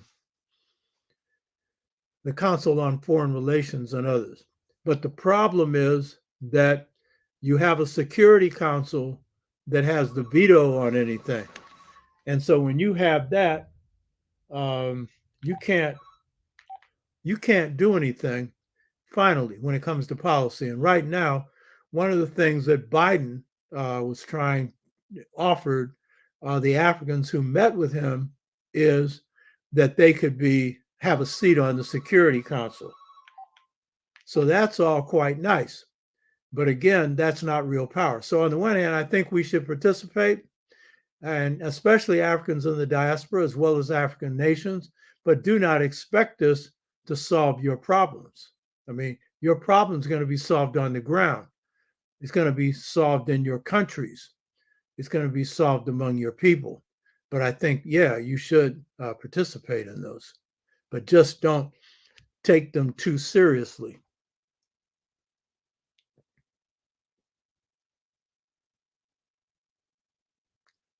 Good question.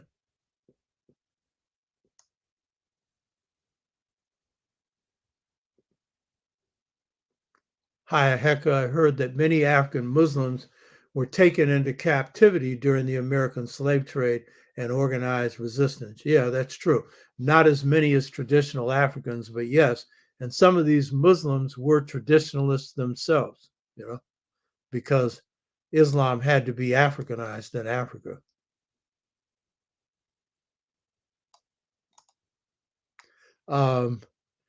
ETA Heron asked a question. She had made a donation and it was returned. Is it still active? Cash App? Yeah, what happened is there's a certain thing that we have to plug in to keep those cash apps to a point where we can transfer them to our account. And that should be done by Monday. So if you could retransfer the money, then it'll be processed.